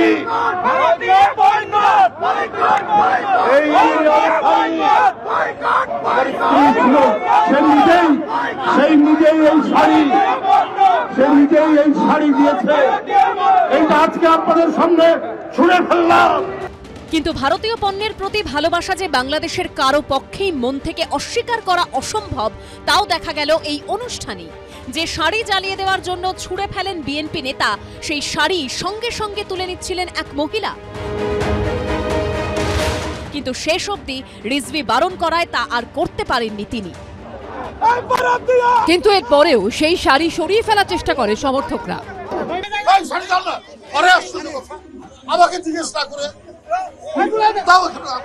আর এবার সামনে এলো নতুন ভিডিও। দেশীয় পণ্য কিনে হও ধন্য, এই বার্তাকে সামনে রেখে একটি অনুষ্ঠানের আয়োজন করা হয়েছে, যেখানে রিজভির উপস্থিতিতেই পরানো হচ্ছে রাজস্থানের জয়পুরের বেড কভার। আমাদের এখানে বিছানার চাদর থেকে শুরু করে সবই তো আমরা এখানে উৎপাদন করতে পারি, তাহলে আমরা মুখাপেক্ষ থাকবো কেন? আমরা ভারতীয় শাল নিব না। রিজভি সে তার বউ শাড়ি পরাচ্ছে, ওই রিজভিকে বলি কলকাতা আপনি এসেছিলেন, হার্টের অপারেশন করিয়েছেন, হার্টের মধ্যে একটা রিং পরিয়েছেন, ওই রিংটা বের করে ফেলতে পারবেন? বউর শাড়িটাকে তো পরিয়েছেন, পারবেন না। এখানেই থামেননি বিএনপির শীর্ষ নেতা রিজভি। আরো হাস্যকর মন্তব্য শোনা গেছে তার গলায়। ওরা মনে করেছে যে আমরা বোধহয় ওদের উপর একবারে নির্ভরশীল, তাদের দ্বারা চলবে না, কিন্তু এখন তো দেখছে বিষয়টা অন্যরকম। এখন কলকাতা নিউ মার্কেট বন্ধ, কলকাতা ডিপার্টমেন্টাল স্টোর বন্ধ, কলকাতার হাসপাতালগুলো বন্ধের উপক্রম হয়েছে। কিন্তু রিজভির কথা কানে তুলছেন না ভারতে আসা বাংলাদেশের নাগরিকরাই। নিউ মার্কেটে চুটিয়ে ভারতীয় পোশাক কিনছেন তারা। বাংলাদেশের যশোরের বাসিন্দা শাকিলা খাতুন চিকিৎসা করতে এসেছেন ভারতে। কলকাতায় তিনি ব্যস্ত শপিংয়ে। না না, অবশ্যই উচিত না, কারণ ইন্ডিয়াকে তো আমরা একটা মানে ফ্রেন্ডলি দেশ হিসাবে চিনি, যেটা আমরা তো এখানে এসেও কোনো হেনস্থার শিকার হয়নি, সবকিছু স্বাভাবিক। এই সোয়েটার দেখছি, শার্ট দেখছি। রাজশাহীর বাসিন্দা লুৎফর রহমান এদেশে এসেছিলেন চিকিৎসা করাতে। নিউ মার্কেট থেকে ব্যাগ ভরে ভারতীয় জিনিস কেনাকাটা করতে করতেই বিএনপির সিনিয়র যুগ্ম মহাসচিবের দাবি শটান খারিজ করে দিলেন তাঁরা। আপনাদের একজন বিএনপি নেতা তিনি বলছেন যে নিউ মার্কেট বন্ধ হয়ে যাবে, বাংলাদেশে যাবেন না। এটা রাজনীতি খেল ভাই, এগুলো বললে লাভ নাই। এগুলো হ্যাঁ আমরা সবসময় আসি এবং খুব ভালোবাসে। এই পরিস্থিতিতে বিএনপির শীর্ষ নেতাকে কটাক্ষ করেছেন শুভেন্দু অধিকারী। ওই বেকার রিজভি আবার বলে কি কলকাতার সব হোটেল বন্ধ, কলকাতার সব বন্ধ হয়ে গেছে নাকি, বাংলাদেশিরা আসছে না বলে। কি সাহস! লড়বেন তো, মূল তোর জবাব হবে তো। ইট মারলে পাটকেল দিয়ে উত্তর হবে তো। আর এর মধ্যেই বাংলাদেশের পঞ্চগড়ের বাংলাবান্ধা স্থলবন্দর দিয়ে ভারত থেকে বাংলাদেশে গেল 100 টন আতপ চাল। উল্টো দিকে আখাউড়া স্থলবন্দর দিয়ে 172 টনেরও বেশি মাছ বাংলাদেশ থেকে ভারতে ঢুকেছে, যার আনুমানিক মূল্য 5 কোটি টাকারও বেশি। এবিপি আনন্দ। দেখুন, আমাদের রাজ্যে গ্রামের দিকে খুব অশিষ্ট একটা স্থূল কথা আছে, মার্জনা করবেন এটা উচ্চারণ করার জন্য। খুব রেগে টেগে গেলে খুব বয়স্ক মানুষ অনেক সময় বলেন যে তোর ক্যাঁথায় আগুন। আমি বলছি যে ওই কাঁথা, বেড কভার, বালিশ, বালিশের ওয়ার, শাড়ি এইসবে আগুন না দিয়ে আসুন না দু দেশের রাজনীতিবিদরা সাধারণ মানুষের মধ্যে ঐক্যটাকে জোরদার করি। এই পরমাণু যুদ্ধের দিকে দৌড়ে না গিয়ে সাধারণ মানুষ, এক দেশের মানুষ আরেক দেশের ওপর নির্ভরশীলতা, ভালোবাসা বাড়াতে আপত্তি কোথায়? কিন্তু এইটার একটা ভয়ঙ্কর খারাপ দিক আছে পার্থদা। আজকে হচ্ছে মানবাধিকার দিবস। এই দিনে একটা ভিডিও সামনে এলো, কবেকার ভিডিওটার ডেট থেকে স্পষ্ট বোঝা যাচ্ছে না। খাস ঢাকার উত্তরায়, কোনো গণ্ডগ্রামে নয়, একজন ইসকন সদস্য, তার ওপর হামলা করা হচ্ছে, অসহায়ভাবে তিনি প্রাণ ভয়ে কাঁদছেন। আমি বলছি অথচ সরকারিভাবে তদারকি সরকার যিনি চালাচ্ছেন, আমি দেবাশিসদার সঙ্গে একমত নই যে তিনি যুদ্ধ ঘোষণা করেছেন। এখনও মৌখিকভাবে কাগজপত্রে কোনো যুদ্ধ ঘোষণা করেননি, কিন্তু তিনি স্বীকারই করছেন না যে সংখ্যালঘু হিন্দুদের ওপর অত্যাচার হচ্ছে। আমি বলছি, আমি প্রথম দিনও বলেছিলাম যে সমস্যা আছে, সেটা স্বীকার না করলে সমস্যার সমাধান হবে কি করে? কোথাও একটা এই শাড়ি পরানোটা প্রতীকী, কিন্তু মানুষে মানুষে বিভেদ এবং এই যে বিদ্বেষ, এটাই এই মানুষগুলোকে কষ্টে রাখছে, মানবেন? হ্যাঁ, অ্যাকচুয়ালি না, এই আনফর্চুনেট ঘটনাটা সেটাই কোথাও একটা আটকানো দরকার। আপনি যেটা বলছিলেন যে দেখুন, একটা ঘৃণার রাজনীতি সীমান্তের ওপার থেকে হচ্ছে, তো ভারত সম্পর্কে ঘৃণা তৈরি করার, এই যে শাড়ি পোড়ানো থেকে শুরু করে যাবতীয় যা কিছু বলছেন, এর পাল্টাটা না ঘৃণার রাজনীতি হয় না। আমি আপনাকে এটাই বলতে চাইছি যে ফলে পেসমেকার কোন দেশের বানিয়েছেন এটা যেরকম ইরেলিভেন্ট কথা, ইকুয়ালি ইরেলিভেন্ট যে বাংলাদেশের সেই লোকটা যে প্রচার করছে কলকাতায় চিকিৎসা না করা দিকে করাচিতে যাব, অ্যাবসলিউটলি বেসলেস। আমি এখানেই বলছি যে বাংলাদেশের যে রোগ এটা পরিষ্কার যে ওখানে মানবাধিকার আক্রান্ত হচ্ছে সেদিন থেকেই, যেখান থেকে রাষ্ট্র সেই রকম ভাবছে ভারতের ভিসা ভারতীয়দের প্রতি কড়াকড়ি করে আমি পাকিস্তানের প্রতি শিথিল করছি, মানে কি রাষ্ট্র এইভাবে ভাবছে। আমি তো আবারও বলছি ওই রাষ্ট্রের যে চরিত্র বদলটা হয়েছে, আমি দেবাশিস বাবুর সাথে এখানে একমত নই যে আসলে 71-এ পূর্ব পাকিস্তান থেকে বাংলাদেশের যে পরিবর্তনটা হয়েছিল ওটা একটা ইতিবাচক পরিবর্তন ছিল, এবং এই ইতিবাচক পরিবর্তনে আমরা স্বস্তিতে ছিলাম, বাংলাদেশের স্বাধীনতার সাথে ভারতবর্ষের নাম জুড়ে গেছিল। আজকের যে পরিবর্তনটা হচ্ছে এটা একটা নেতিবাচক পরিবর্তন, অর্থাৎ আবার অসাম্প্রদায়িক বাংলাদেশ থেকে মৌলবাদ সাম্প্রদায়িক বাংলাদেশের পথে যাত্রা শুরু হয়েছে, হুইচ শুড বি প্রোটেক্টেড, যেটাকে আটকানো দরকার। ওয়েট ফলে আমার প্রশ্নটা হচ্ছে যে সেখানে হচ্ছে যে আমার দেশের সরকারেরও কিছু ভূমিকা পালন করা আছে, কারণ আজকের প্রতিবেশী যদি অরক্ষিত থাকে তাহলে আমিও সুরক্ষিত থাকতে পারি না। ফলে আপনি ভাবুন যে আমাদের দেশে সুমন, যে আপনার মনে থাকবে যে পারসিকিউশনের বিরুদ্ধে যে আমাদের সংসদ তোলপাড় হয়ে গেল, 3টে বছর তোলপাড় হয়ে গেল যে বিদেশি দেশগুলোয় সংখ্যালঘুরা অত্যাচারিত হচ্ছেন, সরকার আইন পাস করছে নাগরিকত্ব আইনের, আর এখানে দাঁড়িয়ে আমাকে শুনতে হচ্ছে আজকের আলোচনা সভায় আমার বন্ধু সজল বা দেবাশিস বাবু যে আমরা বাঙালি হিসেবে রাজপথে চিৎকার করব আর সরকার থাকবেন নীরব। অর্থাৎ যারা নাগরিকত্ব আইন পাস করলেন, ভিন দেশে এই মানুষগুলো নাগরিক হিসেবে যারা আছেন, যারা পারসিকিউটেড হচ্ছেন, তাদের প্রশ্নে একটি সদর্থক শব্দ পার্লামেন্টে আমি শুনিনি।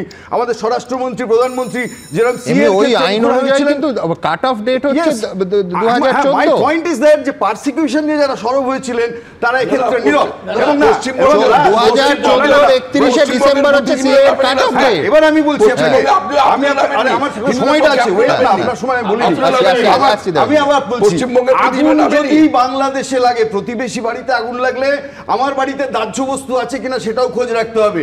ফলে সেই কারণের জন্য যখনই হিন্দু ধর্মস্থান আক্রান্ত হচ্ছে, আমি ইকুয়ালি বাংলাদেশে যখন আমি চিন্তিত হই, একই সময় গত 25 দিনের মধ্যে যদি সামলেতে 5টা লোক মারা যায়, খুন হয়ে যায় একটা ধর্মস্থানে, তাহলে আমি আবার বলছি ফলে সেই কারণে কেউ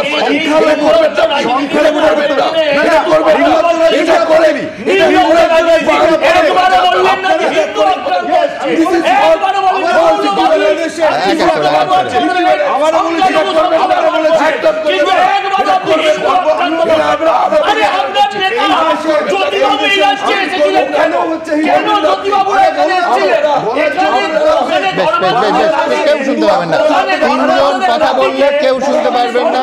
আমি আসবো কেউ উত্তর দেবে। আপনারা তাসলিমান নাসরিন তালিয়ে চলে গেল থেকে আপনার মুখে গত 10 বছর ধরে এই দেশে যা চালিয়েছে তাসলিমান নাসরিন নিয়ে আপনারা কথা বলবেন, ইউ ক্যানট, আপনারা পারবেন না, আপনারা পারবেন না। আমি থামালাম, আপনারাও বিবেকের কাছে প্রশ্ন করুন। কি প্রশ্ন করুন? প্রশ্ন করার দায়িত্ব তো আমার। গত 10 বছর বেশ আমি বিশ্বনাথ চক্রবর্তীর কাছে আসবো। বেশ, এক হচ্ছে খুব স্পষ্ট করে বলা দরকার, সেটা হচ্ছে বাংলাদেশে কিন্তু ন্যূনতম গণতান্ত্রিক মূল্যবোধ, গণতান্ত্রিক অধিকার সেইটা আক্রান্ত হচ্ছে। কেন এই কথা বলছি, এত বড় কথা কেন বলছি? বিশ্বনাথ, আজকে আমাদের হাতে ইস্যু হয়েছে সম্ভবত চট্টগ্রাম জেলা আইনজীবী সমিতির একটি স্পষ্ট কাগজ আছে, ওদের আর কি বার অ্যাসোসিয়েশন কি বলছে, তার রাষ্ট্রীয় মিথ্যাচার কোথায় গেছে তার একটা রিফ্লেকশন সমাজ জীবনে কিভাবে পড়ে। দেখুন, এর আগে আমরা কি দেখেছি, যেদিন চিন্ময় কৃষ্ণ দাসকে কোর্টে তোলা হলো সেই দিন আমরা দেখেছি তার আগের দিন যিনি আইনজীবী 51 জন আইনজীবী প্রথম দিন দাঁড়িয়েছিলেন, অর্থাৎ 25 তারিখে তাকে গ্রেফতার করা হলো, 26 তারিখে দাঁড়িয়েছিলেন, পরের দিন একজনও দাঁড়ালেন না। কেন দাঁড়ালেন না? বারবার এই স্টুডিওতে আমরা আলোচনা করেছি। দাঁড়ালেন না এই জন্য যে তাদের মেরে আইসিইউতে একজনকে পাঠিয়ে দেওয়া হলো, একজনের চেম্বার যেটা সেখানে তাণ্ডব করা হলো। তারপরে প্রকাশ্যে এই চট্টগ্রাম আদালত চত্বরে আমরা দেখেছি স্পষ্ট বলা হচ্ছে কেউ যদি ওকালতনামা দিতে আসে, অর্থাৎ চিন্ময় কৃষ্ণের হয়ে কোনো আইনজীবী সেখানে দাঁড়ান, তাকে গণপিটুনির সম্মুখীন হতে হবে। অন ক্যামেরা আইনজীবীদের একটা অংশ এটা বলছেন, অর্থাৎ সোজা কথা ভয় দেখিয়ে দাঁড়াতে দেওয়া হলো না। এখন এই কাগজটা কি বলছে? এই কাগজটা বলছে, আচ্ছা এরপরে আমরা দেখলাম যে বাংলাদেশেরই প্রধান বিচারপতি বলছেন যে ন্যায় বিচারের থেকে কেউ বঞ্চিত যেন না হয়, অর্থাৎ প্রধান বিচারপতিকে বলতে হচ্ছে সেই কথা। আর এখানে আইনজীবী, চট্টগ্রাম জেলা আইনজীবী সমিতির এই কাগজ বলছে যে আইনজীবী হত্যাকাণ্ডে ওনারা যাকে আর কি হত্যাকারী মনে করছেন তাদের পক্ষে কোনো বিজ্ঞ আইনজীবীকে, অর্থাৎ লার্নেড ব্যারিস্টার, লার্নেড অ্যাডভোকেট এরম বলতে চাইছেন, কোট আনকোট কোনো বিজ্ঞ আইনজীবীকে মামলা না পরিচালনা করার জন্য অনুরোধ করছি। আমি বলছি ন্যূনতম, এই যে ইউনুস রোজ সকাল বিকেল বলছেন যে দারুণ গণতান্ত্রিক পরিবেশ, ন্যূনতম পরিবেশ কি আছে? এই কাগজ তো তার সাক্ষী দিচ্ছে বিশ্বনাথ দা। না, ইউনুস তো ক্ষমতাটাই এসছেন গণতান্ত্রিক শক্তির বিপক্ষে গিয়ে, মৌলবাদী শক্তিকে ঐক্যবদ্ধ করে তিনি এসছেন। ফলে আমি খুব পরিষ্কার করে বলতে চাই, ইউনুস যে কথা বলছেন একদম দ্বিচারিতা। একদিকে হিন্দুরা অত্যাচারিত হচ্ছে, আরেকদিকে ইউনুস প্রশাসন কার্যত বলা যে নীরব দর্শক শুধু নয়, সক্রিয়ভাবে মৌলবাদীদের উৎসাহিত করছেন। দিনের পর দিন বিএনপি নেতা, জামাতের নেতা থেকে শুরু করে মানে আইনজীবী বিভিন্ন অংশের থেকে যে বক্তব্য আসছে তাতে পরিষ্কার প্রশাসনের একটা মদত আছে, ইউনুস সরকারের পর সরাসরি মদত আছে। দেখুন সুমনদা, আমি পরিষ্কার বলতে চাই যে এটা আন্তর্জাতিক যে ইসলামিক মৌলবাদ তাদেরই একটা প্রজেক্ট বাংলাদেশকে আফগানিস্তান তৈরি করার, এবং সেখানে রাজনৈতিক মৌলবাদীরা শুধু হাতে হাত মিলিয়েছে। এবং মানে দেখুন, মানে দ্বিজাতি তত্ত্বটা আসলে প্রতিষ্ঠা করতে চাইছে নতুন করে। আমাদের ভয় ভারতীয় হিসাবে সেটাই, কারণ আমরা জানি যে ভারতবর্ষ বহুত্ববাদী দেশ, বহু জাত ধর্ম বর্ণ ভাষা নিয়ে আমাদের এই ভারতবর্ষ। আমাদের কাছে চ্যালেঞ্জ হলো এই দ্বিজাতি তত্ত্ব যারা প্রতিষ্ঠা করতে চাইছে এই মুহূর্তে বাংলাদেশে, তাদের এই তত্ত্বটাকে নস্যাৎ করে দেওয়া। দেখুন মানে WTO রেজিমে আপনি বলছিলেন বাংলাদেশের দ্রব্য বয়কট করার কথা ওনারা বলছেন। আজকে ওয়ার্ল্ড ট্রেড অর্গানাইজেশনের আন্ডারে আমরা সবাই আছি, সেখানে গ্লোবাল ট্রেড হচ্ছে। ব্যারিয়ার তৈরি করার কারো এখতিয়ার নেই, না ভারতবর্ষ তৈরি করতে পারবে আন্তর্জাতিক আইন অনুসারে, না বাংলাদেশ তৈরি করতে পারবে। তাহলে WTO রেজিমে কোনো যদি বিএনপির মতন একটা মানে জাতীয় স্তরের নেতা দলের নেতা যদি ওই ধরনের কথা বলে যে আমি ভারতবর্ষের কাপড় পুড়িয়ে দিলাম, তাহলে WTO রেজিমকেই অস্বীকার করা হয়। আমার প্রশ্ন, গতকালই এখান থেকে আতপ চাল গেছে, ওখান থেকে ইলিশ ঢুকেছে, বিএনপির নেতা জানেন না? আমি আবার বলছি গ্লোবাল ট্রেডের যে নিয়ম নীতি এগুলো উনি জানেন না হয়, নাহলে ওয়ার্ল্ড ট্রেড অর্গানাইজেশনের আন্ডারে এখন ব্যবসা হয়, আপনি চাইলেও ট্যারিফ বাড়াতে পারবেন না। 100 টন আতপ চাল আমরা পাঠিয়েছি, আর ওখান থেকে 5 কোটি টাকার মাছ ঢুকেছে। এবং সুমন, আমি বলছি যে আপনি যদি আগুন লাগাতে চান না, তাহলে কিন্তু আপনার ঘরেও আগুন লাগবে। মানে আজকেই আরাকানের, মানে মায়ানমারে আরাকানের মানে আউটপোস্ট যেভাবে দখল হয়েছে বলে মায়ানমার দাবি করছে, আমি বলছি আগামী দিন যদি মায়ানমার থেকে আপনার আঘাতটা আসে, ভারতবর্ষে কিন্তু থাকবে, সেদিন কিন্তু ভারতবর্ষই আপনার জন্য থাকবে। মানে আমি খুব পরিষ্কার করে বলতে চাইছি যে এইরকম একটা অবস্থাতে 2-3টে স্ট্র্যাটেজি কিন্তু ভারত সরকারও নিতে হবে। মানে আমাদের মানে হাই কমিশনারকে ডেকে পাঠাবে আর আমার থ্রেট করবে আর আমরা চুপ করে বসে থাকবো, এটা তো হতে পারে না। আমরা কেন প্রোঅ্যাক্টিভ ডিপ্লোমেসি নিচ্ছি না? আমরা দেখুন দিনের পর দিন প্রত্যেকটা ঘটনা ঘটছে। এই যে আজকে যে ছেলেটি ছবি আপনি দেখালেন, প্রত্যেকটা ঘটনার কনটেক্সটে কেন আমার মানে বাংলাদেশের যিনি হাই কমিশনার দিল্লিতে আছেন তাকে আমি ডেকে পাঠাচ্ছি না? তাকে কেন আমরা বোঝাতে পারছি না যে দেখো প্রত্যেকটা ক্ষেত্রে তোমাদের সরকার নির্লিপ্ত থাকছে এবং সরকারের নির্লিপ্ততার ফলেই হিন্দুদের অত্যাচারিত হচ্ছে ওইখানে? এটা গেল এক। দ্বিতীয়, যেটা হিউম্যান রাইটস কমিশনের কাছে ইন্টারন্যাশনাল লেভেলে আমরা বিষয়টা মানবাধিকারের জায়গাটা নিশ্চিত করতে পারছি না, কেন নিয়ে যেতে পারছি না? এবং আমি আজকেও আর্গু করবো আপনাকে, সেটা হলো জেনারেল অ্যাসেম্বলিতে আলোচনা। আপনি বলতেই পারেন যে রিজিওনাল প্রবলেম ভারত রিজিওনালি সলভ করতে চাইছে, এটা নিশ্চয়ই একটা আর্গুমেন্ট হতে পারে, কিন্তু তারপরেও আমি বলবো যে এটা যেহেতু একটা আন্তর্জাতিক ষড়যন্ত্রের পার্ট, আমি কিন্তু এখানে চুপ করে থাকতে পারি না। আমার একটা মানে স্ট্রং ডিপ্লোমেসি দরকার, এনগেজমেন্ট দরকার। সেখানে ইউনাইটেড নেশনের প্রয়োজনে সিকিউরিটি কাউন্সিলে গিয়ে মানে পিস কিপিং ফোর্সের জন্য আবেদন করে সেখানে পিস কিপিং ফোর্স করে আমার মানে হিন্দুদেরকে প্রোটেক্ট করতে হবে। এবং আপনি বলুন, এইটা তো ফ্যাক্ট যে আমি ডেমোক্রেটিক স্পেস পরিসরটাকে আমি কেন উৎসাহিত করব না? আজকে যে প্রশ্নটা আসছে, পশ্চিমবাংলাতে সত্যি মানে বুদ্ধিজীবীরা কি মারা গেছে? আমি তো বুদ্ধিজীবীদের একটা মিছিল দেখতে পাচ্ছি না। আমি তো কবি সাহিত্যিকদের মিছিল 71 সালে দেখে শুনেছি যে একের পর এক মিছিল হয়েছে। কোথায় আজকে কবি সাহিত্যিক মিছিল? এবং একই সাথে রাজনৈতিক ইসরায়েল নিয়ে গাজা স্ট্রিপ নিয়ে মিছিল বের হয়। এই নিয়ে আপনি আমায় বলুন, রাজনৈতিক দলগুলো ভেদাভেদ থাকবে কেন? সবাই একসঙ্গে কেন বেরোবে, একদম শুভেন্দু একদম একদম। মমতাকে বলবে, মমতা কেন শুভেন্দুকে বলবে? আমার প্রশ্ন, মমতা বন্দ্যোপাধ্যায় একটা দায়িত্ব নেই? একটা সবচেয়ে লার্জেস্ট পলিটিক্যাল পার্টি পশ্চিমবাংলাতে তৃণমূল কংগ্রেস, তারা কেন মিটিং মিছিলে নেই? বেশ বেশ বেশ, কিন্তু আপনারা কি বলছেন? আপনারা জানেন আমাদের ভেরিফাইড এক্স অ্যাকাউন্ট সঙ্গে সুমন @IAM সুমন দে। প্রচুর মন্তব্য, দ্রুত কয়েকটা মন্তব্য নেব। শর্মিষ্ঠা দত্ত লিখছেন, এসব ভালো মুখে বুঝিয়ে কিছু হবে না, যেমন অসুখ তেমন তার ওষুধ দরকার। পৃথ্বীরাজ হালদার লিখছেন, বাংলাদেশে অসুর শক্তির আবির্ভাব ঘটেছে, এদের নিধন নিশ্চিত। কৃষ্ণচন্দ্র ভর লিখছেন, কড়া বার্তার ওষুধে পাকিস্তান বাংলাদেশের হুমকি বন্ধ হবে না, এবার অ্যান্টিবায়োটিক প্রয়োগ করতে হবে। সৌমেন সরকার লিখছেন, বাংলাদেশ নিজের ক্ষমতা ভুলে গেছে, ভারতকে ভয় দেখাতে গিয়ে নিজেদের হাস্যকর করে তুলেছে। সুখেন চক্রবর্তী লিখছেন, বাংলাদেশ আগেই ইতিহাস ভুলেছে, এবার তারা ঐতিহাসিক ভুল করছে। দেখুন, এখন যে প্রশ্নটা তুলব সেটা সরাসরি এই রাজ্য এবং এই শহরের সঙ্গে যুক্ত, আমার আপনার জীবনের সঙ্গে যুক্ত। কেন বলছি? সেটা হচ্ছে, সীমান্ত পেরিয়ে পশ্চিমবঙ্গে বাংলাদেশি দুষ্কৃতীরা কি ঘাঁটি গাড়ছে? এই প্রশ্ন উঠছে যখন দেখি একেবারে খাস নিউ টাউনের ফ্ল্যাট থেকে 4 জন বাংলাদেশি লুটেরাকে গ্রেফতার হচ্ছে, এবং সেই গ্রেফতার কারা করছে? মেঘালয় পুলিশ। সেইখানে ট্রাক চালকদের লুট করেছিল এরা, এবং এসে ছাত্র পরিচয় দিয়ে নিউ টাউনের ফ্ল্যাটে লুকিয়েছিল। একেবারে পরিষ্কার এই ঘটনা নিঃসন্দেহে আরেকটা আলোচনার ডাইমেনশন খুলে দেবে। পাশাপাশি এই প্রতিবেদনে আপনাদের দেখাবো, খানিকক্ষণ আগে বলছিলাম না যে ঢাকার রাস্তায় ISIS এর পতাকা নিয়ে মিছিল চলছে আজকের বাংলাদেশ। দেখুন, 5ই আগস্টের পর থেকে বাংলাদেশের জেলগুলি থেকে পালিয়ে যাওয়া শয়ে শয়ে বন্দী এখনো পলাতক। বাংলাদেশের বর্তমান সরকারই জানিয়ে দিয়েছে, পলাতকদের মধ্যে 70 জন কুখ্যাত জঙ্গি রয়েছে। বিভিন্ন মামলায় যাদের দাগি আসামি বা শীর্ষ সন্ত্রাসী বলা হয়েছিল, এরকম 11 জনকে মুক্তি দেওয়া হয়েছে। জামিনে মুক্তি পেয়েছে জেএমবি সহ বিভিন্ন জঙ্গি সংগঠনের 174 জন। এদের মধ্যে কেউ কেউ সীমান্ত পেরিয়ে ভারতে ঢুকে পড়েছে কিংবা ঢোকার চেষ্টা করছে কিনা তা নিয়ে ইতিমধ্যেই আশঙ্কা তৈরি হয়েছে। এই আবহেই নিউ টাউনে অভিযান চালিয়ে 4 বাংলাদেশি অনুপ্রবেশকারীকে গ্রেফতার করল ইকো পার্ক থানা ও মেঘালয় থেকে আসা পুলিশের একটি দল। পুলিশ জানিয়েছে, ধৃতদের বিরুদ্ধে মেঘালয়ের ডাউকি এলাকায় ট্রাক চালকদের মারধর, লুট সহ একাধিক অভিযোগ রয়েছে। চাঞ্চল্যকর বিষয় হলো, 4 জনই নিউ টাউনের হাতিয়াড়ার এই বহুতলে লুকিয়েছিল।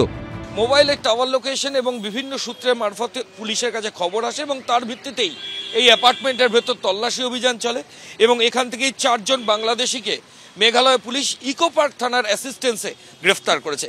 না, আমি ওটা চিনিও না, কারণ আমি জানতাম না। এখানে ওপরে শুনলাম এসছে রাত্রে, ব্যাস এতটাই। এটা কবে? পরশু দিনকে এসে পুলিশ তুলে নিয়ে গেল। হ্যাঁ। খাস কলকাতার বুক থেকে 4 বাংলাদেশি অনুপ্রবেশকারী গ্রেফতারের ঘটনায় নিরাপত্তা নিয়ে প্রশ্ন উঠতে শুরু করেছে। এদের বিরুদ্ধে কেস হয়, কে করবে কেস? কটা কেস হয়েছে? বিএসএফ কি রেশন কার্ড, ভোটার কার্ড এগুলো করে দিচ্ছে নাকি? পাসপোর্ট বিএসএফ করে দিচ্ছে, এনকোয়ারি কারা করছে? সাপোর্ট আছে।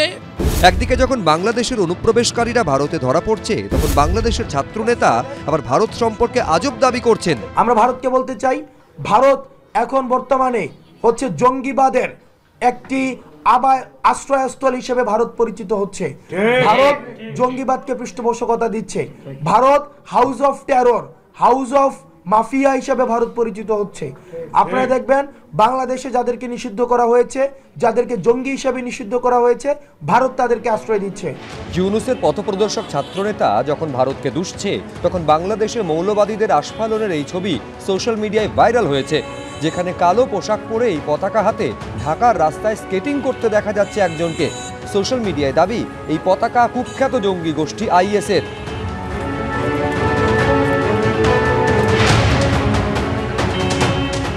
ভাইরাল হওয়া চট্টগ্রামের একটি ভিডিওতে দেখা গেছে, পতাকা হাতে মিছিল একেবারে শহরের ভেতরে ঢুকে পড়েছে। চলছে ভারত বিদ্বেষ ও উস্কানিমূলক স্লোগান।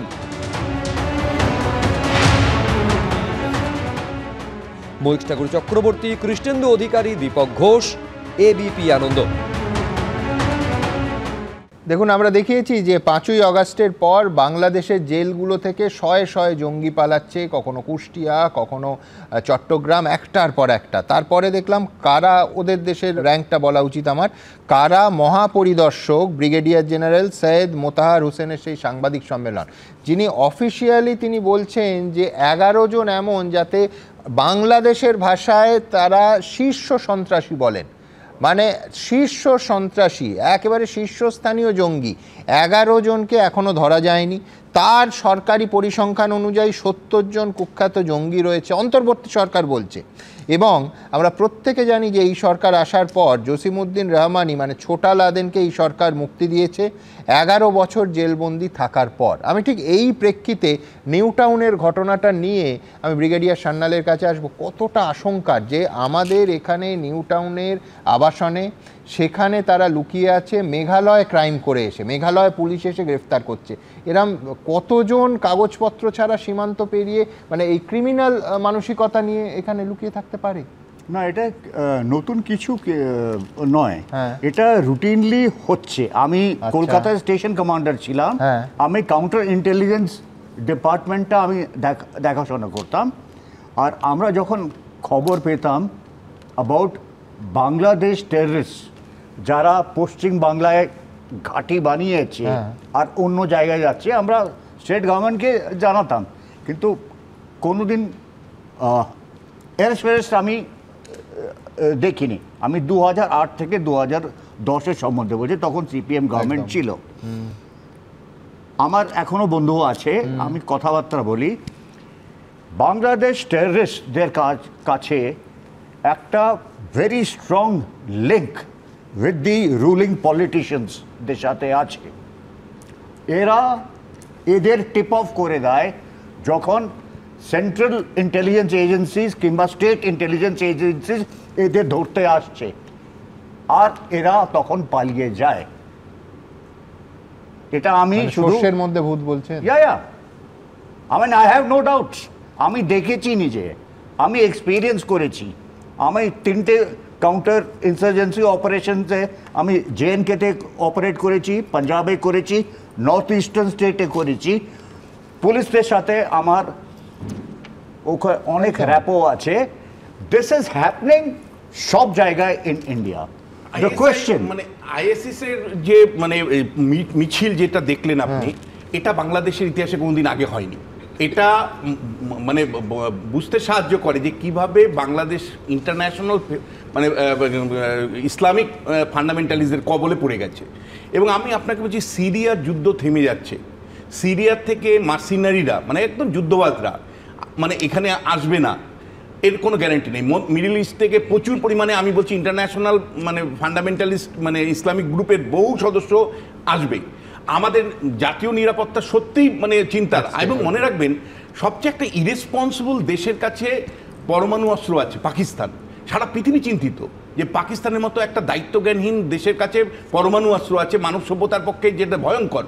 ফলে সেই পাকিস্তানের থেকে যখন আওয়াজ উঠছে যে আমরা বাংলাদেশকে পরমাণু অস্ত্র দিয়ে সাহায্য করব, বা বাংলাদেশকে মানে ভারতকে শিক্ষা দেওয়ার জন্য বাংলাদেশকে পরমাণু অস্ত্র দিতে হবে, আমি বলছি সুমনদা, মানে আন্তর্জাতিক সম্পর্কের ছাত্র হিসেবে বলছি যে এটা যথেষ্ট গভীর চিন্তা ভাবনার একটা জায়গা আছে যে আমাদের একটা দায়িত্বজ্ঞানহীন রাষ্ট্র পাকিস্তান, তারা পরমাণু অস্ত্র বাংলাদেশকে দেবে না, এর কোনো গ্যারেন্টি নেই। আর যেভাবে আমি শুধু যোগ করবো বিশ্বনাথ দা, যে এই পাকিস্তান এবং চীন তারা নর্থ কোরিয়াকে পরমাণু অস্ত্র সংক্রান্ত বহু জিনিসপত্র সাপ্লাই করেছে বলে আন্তর্জাতিক সংবাদ মাধ্যমে খবর হয়েছে। আমি আসবো, কিন্তু আমি বলছি যে ঢাকায় আজকে এই ছবি ভাইরাল হচ্ছে, ISIS এর কালো পতাকা নিয়ে, সিম্বল নিয়ে মিছিল বা ব্যক্তিগতভাবে যে যাচ্ছেন, এই ভয়ঙ্কর ছবি, সেখানে আবার বলছি এই ঢাকার উত্তরায় ইসকনের ওই যে ভক্ত, তাকে মারা হচ্ছে, তিনি প্রাণ ভয় কাঁদতে কাঁদতে প্রাণ ভিক্ষা চাইছেন। ভাবা যায়?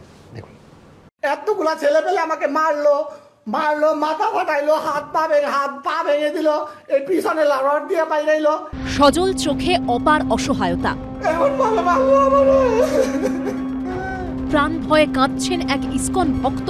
আমরা কি দেশের মধ্যে সারা বছর এইভাবে হিন্দু বলে নির্যাতিত হতে থাকবো? শুধু আমাদের হিন্দুদের জন্য কি দেশে কোনো আইন নাই, আদালত নাই? আমাদের দেশে কি কোনো বিচার পাবো না আমরা? সোমবার বাংলাদেশে বিদেশ সচিব পর্যায়ের বৈঠকের 24 ঘন্টার মধ্যেই সেখানে হিন্দু বিপন্নতার ছবিটা প্রকট হয়ে উঠল। সেফ বাংলাদেশি হিন্দুজের এক্স হ্যান্ডেলে পোস্ট করা এই ভিডিও। আমার মোবাইল দিয়ে গেছে, মানুষজন বাইরে থেকে না আসতো আমাকে তারা মেরেই দিত। এই যে টিস্যু, রক্তের টিস্যু গুলা, পুলিশ কমপ্লেন করতে, পুলিশ কমপ্লেনও তারা করতে দিচ্ছে না আমাকে। এর আগে ওই ছেলেটা আমাকে মারতে চাইছে, আমি হিন্দু বলে ঠিক আছে আমাকে মেরে দিবে। এই ভিডিও পোস্ট করে সেফ বাংলাদেশি হিন্দুজের এক্স হ্যান্ডেলে লেখা হয়েছে, ঢাকার উত্তরায় খুনের উদ্দেশ্যে ইসকন সদস্যের উপর হামলা হয়েছে।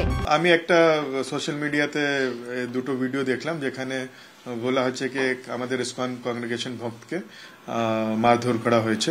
তো এটা খুব আনফর্চুনেট, কেন কি আজকে হিউম্যান রাইটস দিন আছে, আর এরকম খবর পেলেই মতলব এটা কিরকম লাগে। মতলব হিউম্যান রাইটস দিনের আমরা তো 100 দিন থেকে দেখছি কি বাংলাদেশে কি ঘটিত হচ্ছে। ওটাই আমি টুইট করেছি কি ইউনাইটেড নেশন হিউম্যান রাইটস, আজকে তো অন্তত আপনারা জাগুন, আজকে তো হিউম্যান রাইটস দিন আছে। সন্ন্যাসী চিন্ময় কৃষ্ণ দাস গ্রেপ্তার, একের পর এক ইসকনের মন্দিরে হামলার অভিযোগ। ক্রমাগত বাংলাদেশ থেকে ইসকনকে মুছে ফেলার ডাক দিচ্ছে মৌলবাদীরা। ইসকনকে বাংলাদেশে নিষিদ্ধ করতে হবে। এইভাবে ইসকন মারছে, ইসকনের ওই পান্ডাগুলোকে ওইভাবে কোপানো, এখন অস্ত্র হাতে নিতে হবে। এর মধ্যেই সামনে এলো এই ভয়ঙ্কর ছবি, এবং এই প্রেক্ষাপটে ফের একবার রাষ্ট্রপুঞ্জের ভূমিকায় ক্ষোভ উগরে দিয়েছেন কলকাতা ইসকনের vice president Radharaman Das. Genocide ঘটে গেলে কি আপনারা অ্যাকশনে আসবেন? এরকম তো আমরা দেখছি কি অনেক চিত্র বাংলাদেশ থেকে আসছে যেখানে এরকম হিউম্যান রাইট ভায়োলেশন হচ্ছে, অনেক পরিবার আছে ওরা ভেঙে যাচ্ছে। যদিও ইউনুস প্রশাসনের দাবি, হিন্দুদের উপর যে হিংসা হয়েছে তার যথাযথ ব্যবস্থা নেওয়া হয়েছে। আমরা মামলা করেছি হচ্ছে 62টা, ধর্মীয় পূজা মণ্ডপ, উপাসনালয় কেন্দ্রিক সংস্কৃতায় আরো মামলা হয়েছে 26টা। গ্রেপ্তারের সংখ্যা হচ্ছে 62টা কেসে ওইটাই 35 জন, আর এইখানে 26টা কেসে হচ্ছে আরো 35 জন। বাংলাদেশ সরকার মুখে এই দাবি করলেও প্রতিদিন বাংলাদেশ থেকে হিন্দু নিপীড়নের যে ছবি সামনে আসছে তা কিন্তু সম্পূর্ণ উল্টো কথা বলছে। সেই সঙ্গে ভারতকে হুমকি হুঁশিয়ারিও থামছে না। বাংলাদেশে কি আদৌ থামবে হিন্দুদের ওপর এই অত্যাচার? ঐশী মুখোপাধ্যায়ের রিপোর্ট, এবিপি আনন্দ, কলকাতা। দেখুন, আমি আবার বলছি, মুশকিল হচ্ছে ডিনায়ালে। তার কারণ এই ছবি বা এই ছবিগুলো কোনোভাবে চাপার চেষ্টা হচ্ছে, একেবারে প্রকাশ্যে চাপার চেষ্টা হচ্ছে। রবিবার দিন ফেসবুকের যে মূল সংস্থা মেটা, সেই মেটা কর্তাকে ডেকে পাঠিয়েছিলেন ইউনুস সরকার, এই তদারকি সরকারের শীর্ষ কর্তারা ডেকে পরিষ্কার বলছেন যে এই ধরনের যেটা বাংলাদেশের নাম খারাপ হচ্ছে, বদনাম হচ্ছে, ঠিক যেটা রাজনীতিকদের সব দেশেরই পরিভাষা, যে ছবিগুলো আমার অপছন্দ, যে ছবিগুলোকে আমি ব্লক করতে চাই, যে ছবিগুলো দেখালে সত্যিটা প্রকাশ হচ্ছে, সেই ছবিগুলোকে মেটা অর্থাৎ ফেসবুক তারা যেন নামিয়ে দেয়, সেই ছবিগুলো না যেন সীমান্ত পেরিয়ে আমাদের এদিকে অথবা পাবলিক না হয়। অর্থাৎ আমি সমস্যাটা যেখানে আমার ক্ষতটা, সেটাকে আমি মেরামতির চেষ্টা করছি না, আমি চাইছি যে সেই ক্ষতর ছবিটা সেটাকে যেন আটকানো যায়। ভয়ঙ্কর রুট। এবং ছবিটা ঠিক কীরকম, বাংলাদেশের সম্মিলিত সনাতনী জাগরণী জোট আরেকটা আজকে এই মানবাধিকার, বিশ্ব মানবাধিকার দিবসে তারা লিখছেন একেবারে পরিষ্কার খুল্লা লিখছেন যে বাংলাদেশের হিন্দুরা ভালো নেই, তাদের মানবাধিকার রক্ষা করার দায়িত্ব সরকারের। আর বাংলাদেশে তদারকি সরকার বলছে যে এরকম কিচ্ছু হচ্ছে না। আমি বলছি, ছোটোবেলার অরণ্যদেব মানে ফ্যান্টমে ছিল না জেনারেল তারাকিমো কোনো কিছুই মানতেন না, কারণ তার কথাই ছিল আইন। এ তো প্রায় সেই রকম। দেখুন সুমনদা, আমি একটা কথা বলবো যে দেখুন, যারা খুনি তারা কখনোই বলে না যে আমি অপরাধ করেছি, তারা সবসময় প্রমাণ লোপাট করতেছে, আরজি করে হোক বা বাংলাদেশে, বিষয়টা এইরকম।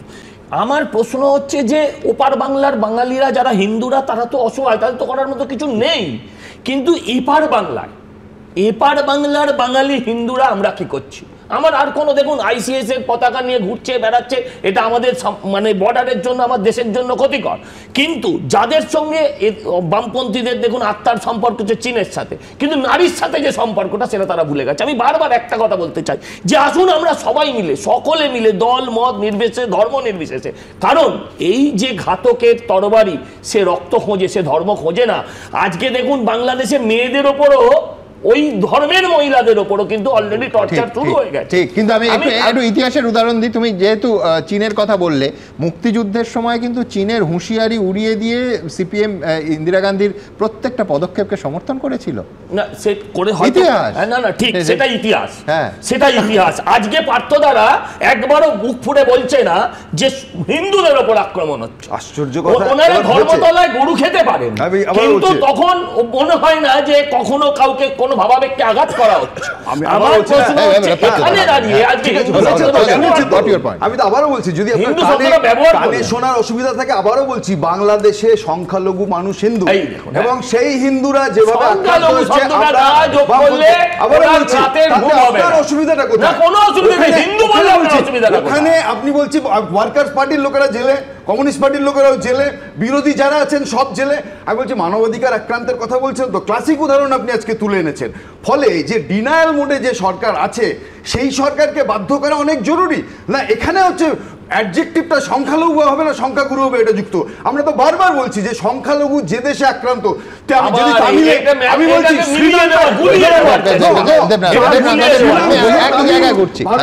মুসলমান, বাংলাদেশে হিন্দু, যেখানে আক্রান্ত হবে সেখানেই সোচ্চার হবে।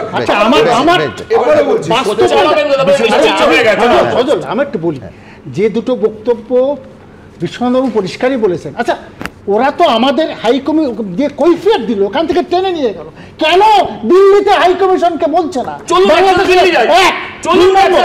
কেন হচ্ছে? দুই নম্বর, ইন্টারন্যাশনাল হিউম্যান রাইটস কমিশনে কেন ভারত যাচ্ছে না? দুটো জিনিস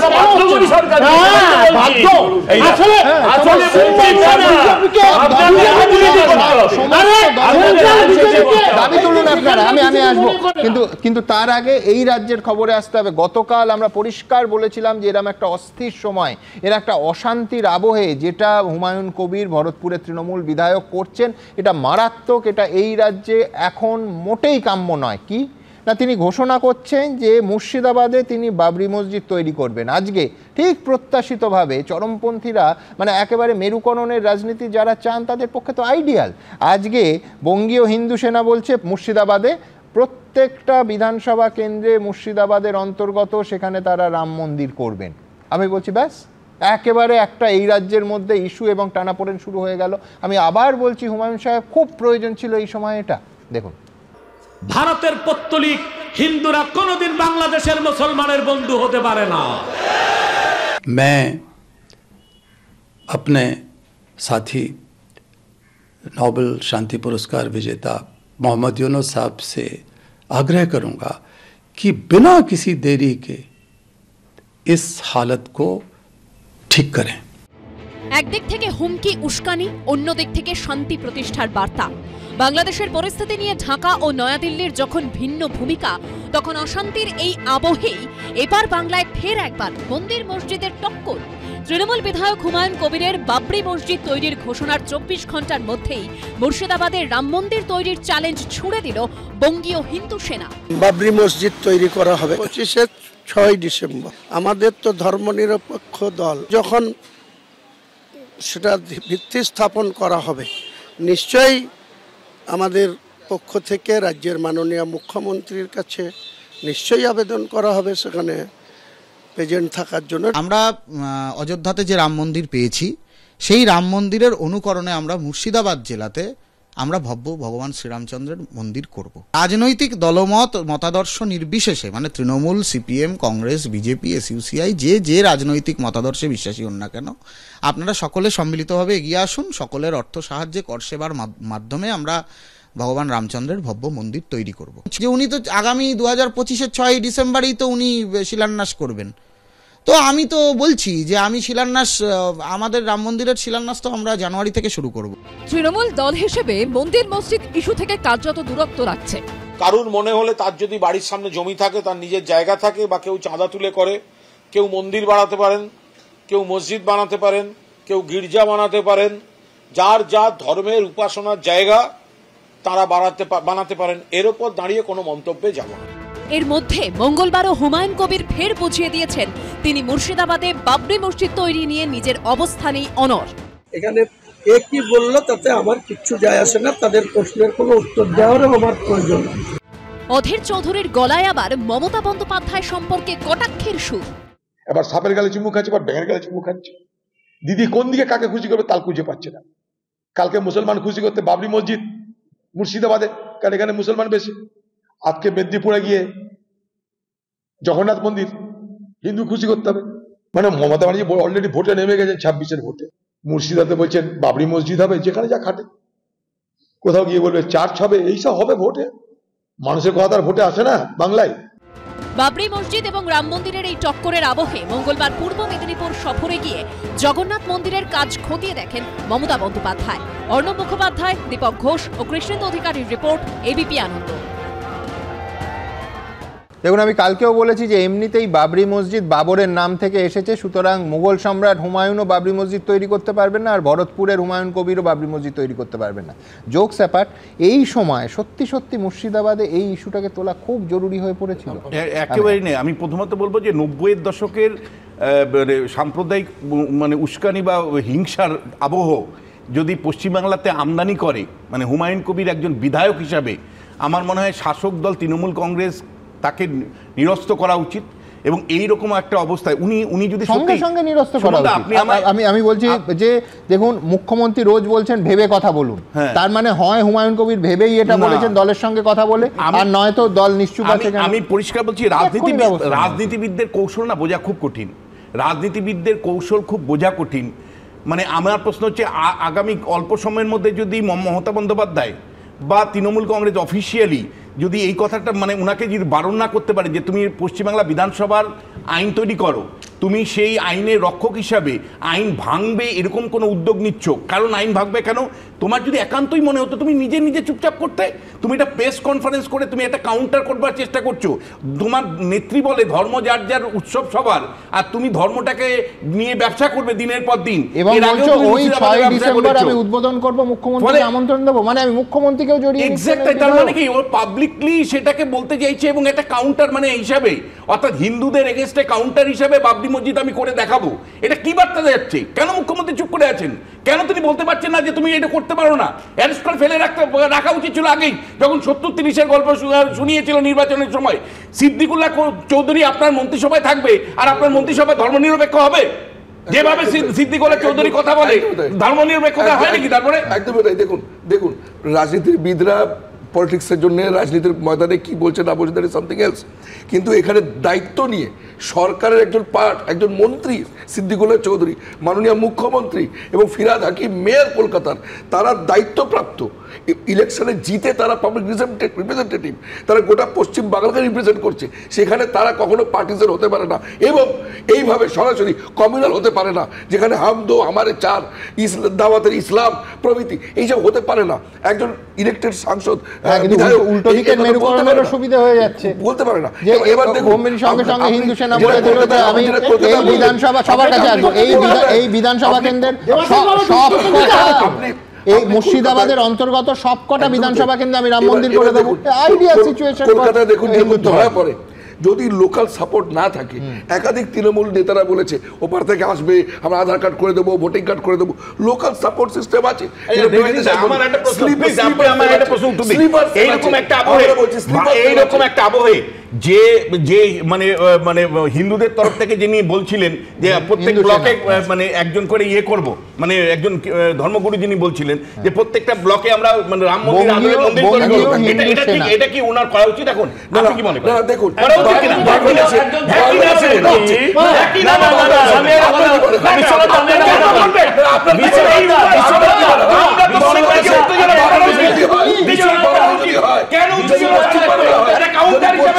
এতদিন মনে করে কেন হিন্দু সম্প্রদায়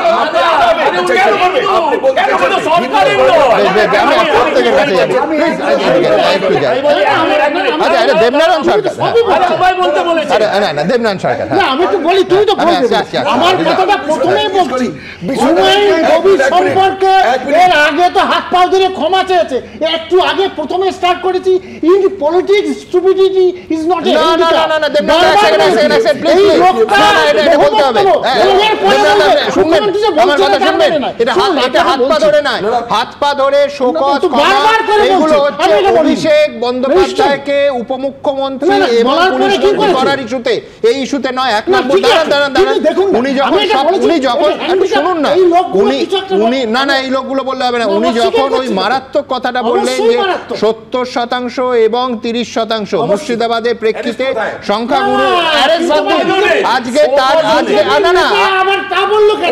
আজকে তার আমি পরিষ্কার আমি যাবই না, শুনুন এটা বাংলা সিনেমা, প্লিজ এটা দেবনারায়ণ দা এটা বাংলা সিনেমার লাস্ট সিন নয় যে হৃদয় পরিবর্তন হবে। আমি একদম খেলা হচ্ছে না। দেবনারায়ণ দা আপনি থামুন, আপনি শুনতে হবে প্রশ্নটা খুব পরিষ্কার, সেটা হচ্ছে মিঠুন চক্রবর্তী বলেছেন আপনারা সরাসরি এফআইআর টেনে মামলা করেছেন। তার মিঠুন চক্রবর্তী কি বলেছিলেন, কোন প্রেক্ষিতে বলেছিলেন, আমি মিঠুন চক্রবর্তী যে ভাষায় যা বলেছেন এই অনুষ্ঠান থেকে তার নিন্দা করেছি, আমার কোনো দ্বিধা নেই এর মধ্যে। কিন্তু মিঠুন চক্রবর্তী বলেছিলেন হুমায়ুন কবিরের কথার প্রেক্ষিতে অরিজিনালি যার কথা তার বিরুদ্ধে কোন এফআইআরটা হয়েছে, কোন মামলাটা হয়েছে, এইটা হচ্ছে দ্বিচারিতা। অবশ্য না, এইটা দ্বিচারিতা। না এটাকে আমি বারবারই বলছি, আমি তো প্রথমে বললাম এই দু একজন প্রত্যেক ক্ষেত্রে, আমি তো বললাম একটু আগে সুব্রমণিয়াম স্বামী কি অনেক কিছু ধর্ম নিয়েও কথা কিছু কিছু লোক আছে সরকার থেকে বলা হচ্ছে আমি অসমর্থন করছি, সমর্থন কিন্তু তোমরা কেন এটাকে ডিফেন্ড করছো, তোমাদের ধর্মীয় লোক কেন ডিফেন্ড করছে, না তোমাদের ধর্মীয় লোক কেন বলছে, মানে ধর্মের লোক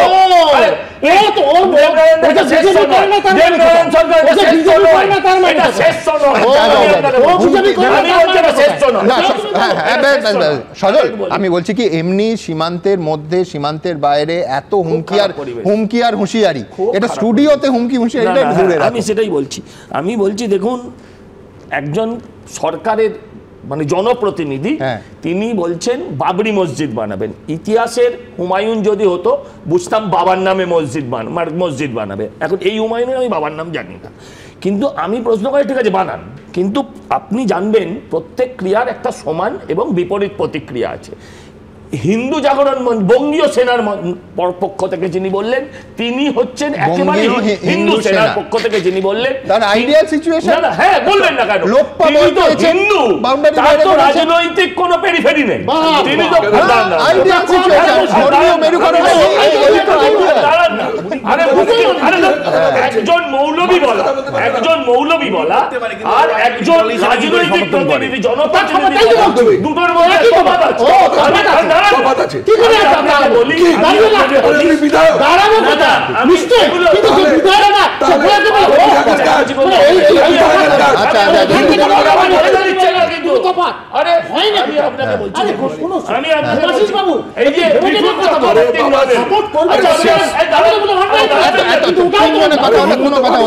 আমি পরিষ্কার এবার আপনাদের সামনে এই স্টুডিওতে যা দেখছেন এইটা রাজ্য রাজনীতিতেও চলছে, অর্থাৎ ওপারের যে তাপ, ওপারের উত্তাপ, এইখানে উত্তেজনা এপারেও ছড়াচ্ছে গোটা দিন ধরে, ইনফ্যাক্ট গোটা সপ্তাহ ধরে রাজ্য রাজনীতিতে তাই দেখুন। ওপারে হিন্দুরা বিপন্ন, চোখের জলে ভেসে যাচ্ছে বাংলাদেশের মাটি, কিন্তু দেখেও দেখছে না ইউনুস প্রশাসন। কিছু হলেই বলে গিয়েছে দেশ ছেড়ে ইন্ডিয়া চলে গেছে, দেশ কি আমার নয়, আমার বাপদাদা নয়, আমার বাপদাদা কি দেশের জন্য যুদ্ধ করেনি। ওপারে হিন্দুদের ওপর অত্যাচার নিয়ে এপারে সব রাজনৈতিক দল যে যার মতো রাজনৈতিক ফায়দা তোলার অঙ্ক কষছে। বাংলাদেশে আজকে সত্যি মাইনরিটিজের উপরে যে অত্যাচার চলছে সেটা আমরা কেউ ভালো চোখে দেখছি না। মমতা ব্যানার্জিকে হিন্দুরা গ্রহণ করে না, হিন্দু বিরোধী মুখ্যমন্ত্রী। মমতা বন্দ্যোপাধ্যায়কে একযোগে আক্রমণ করেছেন শুভেন্দু অধিকারী ও অধীর চৌধুরী। দুটো কাজ করতে পারবেন মাননীয়া, এক সিদ্দিকুল্লাহ চৌধুরীকে মন্ত্রিসভা থেকে বরখাস্ত করতে পারবেন, কারণ উনি প্রকাশ্যে ইউনুসকে সমর্থন করেছে। ভারতবর্ষ বাংলাদেশ মোট 4000 কিলোমিটার বর্ডার আছে। মমতা ব্যানার্জি 931 কিলোমিটার বেড়া সম্পূর্ণ করার জন্য যে জমির দরকার ভারত সরকারকে দিচ্ছেন না। হু করে রোহিঙ্গা মুসলমান বেড়া না থাকার জন্য ঢুকে পড়ছে। আপনি তার থেকে চেষ্টা করুন যাতে বাংলা আর বাংলাদেশের বর্ডার সেখানে যাতে ফেন্সিংটা হয়, চেষ্টা করুন। মোদিকে গিয়ে বলুন, আপনি আর মোদি মিলে বসুন, আলোচনা করুন, সুরক্ষা যদি প্রশ্ন থাকে। আপনার সঙ্গে মোদির তো ইডি বাঁচাতে, সিবিআই বাঁচাতে প্রায় কথাবার্তা হয়, এটাও একটু বলবেন। পাল্টা জবাব দিতে দেরি করেনি তৃণমূলও। বিএসএফ এর এখতিয়ার আগে ছিল সীমান্ত থেকে 15 কিলোমিটার, নতুন আইন এলো সীমান্ত থেকে 50 কিলোমিটার। আপনারা আইন পাস করেছেন, আমাদের আপত্তি সত্ত্বেও আপনারা আইন পাস করেছেন। এখন দায়িত্ব এড়িয়ে মানুষকে বিভ্রান্তি করা স্টেটমেন্ট দিলে চলবে? বর্ডার থেকে 50 কিলোমিটার কার দায়িত্ব? বিএসএফ এর। বিএসএফ কার? অমিত শাহ। অমিত শাহকে ভারতের স্বরাষ্ট্রমন্ত্রী। ভারতের স্বরাষ্ট্রমন্ত্রী কে? বিজেপি নেতা। এদিন বাংলাদেশ ইস্যুতে আর কোনো মন্তব্য করেননি মমতা বন্দ্যোপাধ্যায়। তিনি বল ঠেলেছেন কেন্দ্রের কোর্টে। जो बात मैंने बोल दिया कर बोल दिया हाउस में, हर रोज एक बात कहना ठीक नहीं है। Let government of India take over, okay. বাংলাদেশের অগ্নিগর্ভ পরিস্থিতির আছে উত্তপ্ত পশ্চিমবঙ্গের রাজনীতি। সমীরণ পাল, কৃষ্ণেন্দু অধিকারী, রাজীব চৌধুরী, এবিপি আনন্দ। একটা ঘটনা গোটা সমাজকে নামিয়েছিল রাজপথে। একটা ঘটনা দেখিয়েছিল নাগরিক প্রতিবাদ কতটা শক্তিশালী হতে পারে। সেই আরজিকর কাণ্ডের বিচার পর্ব এখনও ঘুরে চলেছে সেই তারিখ পে তারিখের গোলকধাঁধায়। 4 মাস পেরিয়ে গেছে। আজ সুপ্রিম কোর্টের নতুন প্রধান বিচারপতির বেঞ্চে প্রথমবার মামলার শুনানি ছিল, কিন্তু মুখ বন্ধ খামে সিবিআই তদন্তের স্ট্যাটাস রিপোর্ট জমা দেওয়ার পর কি দেখলাম আমরা? এক ধাক্কায় পরবর্তী শুনানির দিন পড়ল 3 মাসেরও বেশি সময় পর, সেই 17ই মার্চ। অনেকেই প্রশ্ন তুলছেন, তাহলে হাইকোর্টের হাত থেকে সুও মোটো মামলা নিয়ে লাভটা কি হলো? স্বাভাবিকভাবেই হতাশ নিহত চিকিৎসকের পরিবার। 1 মাস পর সুপ্রিম কোর্টে হলো আরজিকর মামলার শুনানি। পরবর্তী শুনানির দিন পড়ল 3 মাস পর, অর্থাৎ চলবে। আরো হতাশায় ডুবলেন নিহত চিকিৎসকের মা বাবা। যখন সুপ্রিম কোর্ট আমাদের দায়িত্ব নিতে চাইছে না, সুও মোটো নিয়ে যখন আমাদের বিষয়টাকে গুরুত্ব দিতে চাইছে না, সুপ্রিম কোর্ট আমাদের জন্য কিছু করবে না, এটা আমরা ভালোই বুঝে গেছি। এটা একটা লং টাইম, আমরা এখন মিনিট সেকেন্ড করে দিন গুনি। হতাশ কিছুটা হয়েছি, কিন্তু আশা হারাইনি। 9 আগস্ট সকালে আরজিকর মেডিকেল কলেজের সেমিনার হলে তরুণী চিকিৎসকের মৃতদেহ উদ্ধার হয়। হাইকোর্টের নির্দেশে তদন্তভার নিয়েছে সিবিআই। তারপর থেকে প্রায় 4 মাস ধরে চলছে মামলা। এতদিন সুপ্রিম কোর্টের প্রাক্তন বিচারপতি ডিওয়াই চন্দ্রচূড়ের বেঞ্চে শুনানি হওয়ার পর মঙ্গলবার প্রথম এই মামলার শুনানি হল নতুন প্রধান বিচারপতি সঞ্জীব খান্নার বেঞ্চে। মুখ বন্ধ খামে তদন্তের স্ট্যাটাস রিপোর্ট জমা দিল সিবিআই। তাদের তরফে সলিসিটর জেনারেল তুষার মেহতা মূলত 3টি বিষয় তুলে ধরেন: চিকিৎসককে খুন ধর্ষণের ঘটনা, দ্বিতীয়ত তথ্য প্রমাণ লোপাটের চেষ্টা এবং আরজিকর মেডিকেলে দুর্নীতি। কেন্দ্রীয় তদন্তকারী সংস্থার কাছে প্রধান বিচারপতি জানতে চান, তদন্ত কোন পর্যায়ে আছে, নিম্ন আদালতের ট্রায়াল কতদিন ধরে চলবে। জবাবে সিবিআই এর তরফে জানানো হয়েছে, ধর্ষণ ও খুনের মামলায় ডে টু ডে ট্রায়াল চলছে। 51 জনের মধ্যে 43 জনের সাক্ষ্য নেওয়া হয়েছে। ওই মামলায় তথ্য প্রমাণ নষ্ট ও অন্যান্য বিষয়ে সাপ্লিমেন্টারি চার্জশিট জমা দেওয়া হবে। 1 মাস সময় লাগতে পারে। সিবিআই যেমন বলছে যে আমরা সবসময় বাড়ির লোকে মা বাবার সঙ্গে যোগাযোগ করছি, আমরা তো কোনো কিছুই জানি না। তদন্ত কিছুই জানতে পারি না, পরিস্থিতি কি ব্যাপার। আগের চার্জশিটে লিখে দিয়েছে ও 90 দিনের মধ্যে চার্জশিট দেবো, কিন্তু 90 দিন তো আর 2 দিন বাকি। কি করছে সে তো সিবিআই জানে।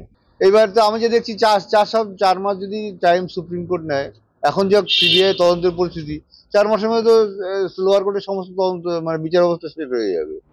আরজিকর মেডিকেল কলেজ হাসপাতালের দুর্নীতির তদন্তে সেখানকার প্রাক্তন অধ্যক্ষ সন্দীপ ঘোষ, হাউস স্টাফ ও টিএমসিপি নেতা আশিস পান্ডে সহ 5 জনকে গ্রেপ্তার করেছে সিবিআই। অর্থাৎ সন্দীপ ঘোষ ও আশিস পান্ডে দুজনেই সরকারি পদে রয়েছেন। এদিন সুপ্রিম কোর্টে কেন্দ্রীয় তদন্তকারী সংস্থার তরফে অভিযোগ জানানো হয়েছে। আর্থিক দুর্নীতির ক্ষেত্রেও চার্জশিট পেশ করা হয়েছে, কিন্তু 2 সরকারি কর্মী ও আধিকারিকের বিরুদ্ধে বিচার প্রক্রিয়া শুরু করার জন্য রাজ্য সরকারের অনুমোদন চাওয়া হয়েছে, কিন্তু এখনো পর্যন্ত তা মেলেনি। পাল্টা রাজ্য সরকারের তরফে আইনজীবী কপিল সিব্বল দাবি করেন, তারা এখনো সিবিআই এর তরফে এরকম কোনো আবেদন পাননি। একটা নির্দেশ একটু সদর্থক, কারণ যেখানে তারা বলেছেন যে সরকারকে, রাজ্য সরকারকে যেসব সরকারি অধিকারিকের বিরুদ্ধে মামলা চলছে সেই ব্যাপারে প্রয়োজনীয় অনুমতি দিতে, এরপর রাজ্য সরকারের পক্ষে অনুমতি না দেওয়াটা শক্ত। এদিন সুপ্রিম কোর্টে নিহত চিকিৎসকের পরিবারের আইনজীবীর তরফে সওয়াল করা হয়। নিম্ন আদালতে প্রত্যেক দিন শুনানি চলছে। আমরা চাই যে যদি এই অপরাধে আর কারো কোনো ভূমিকা থাকে সেটা খুঁজে বের করুক সিবিআই।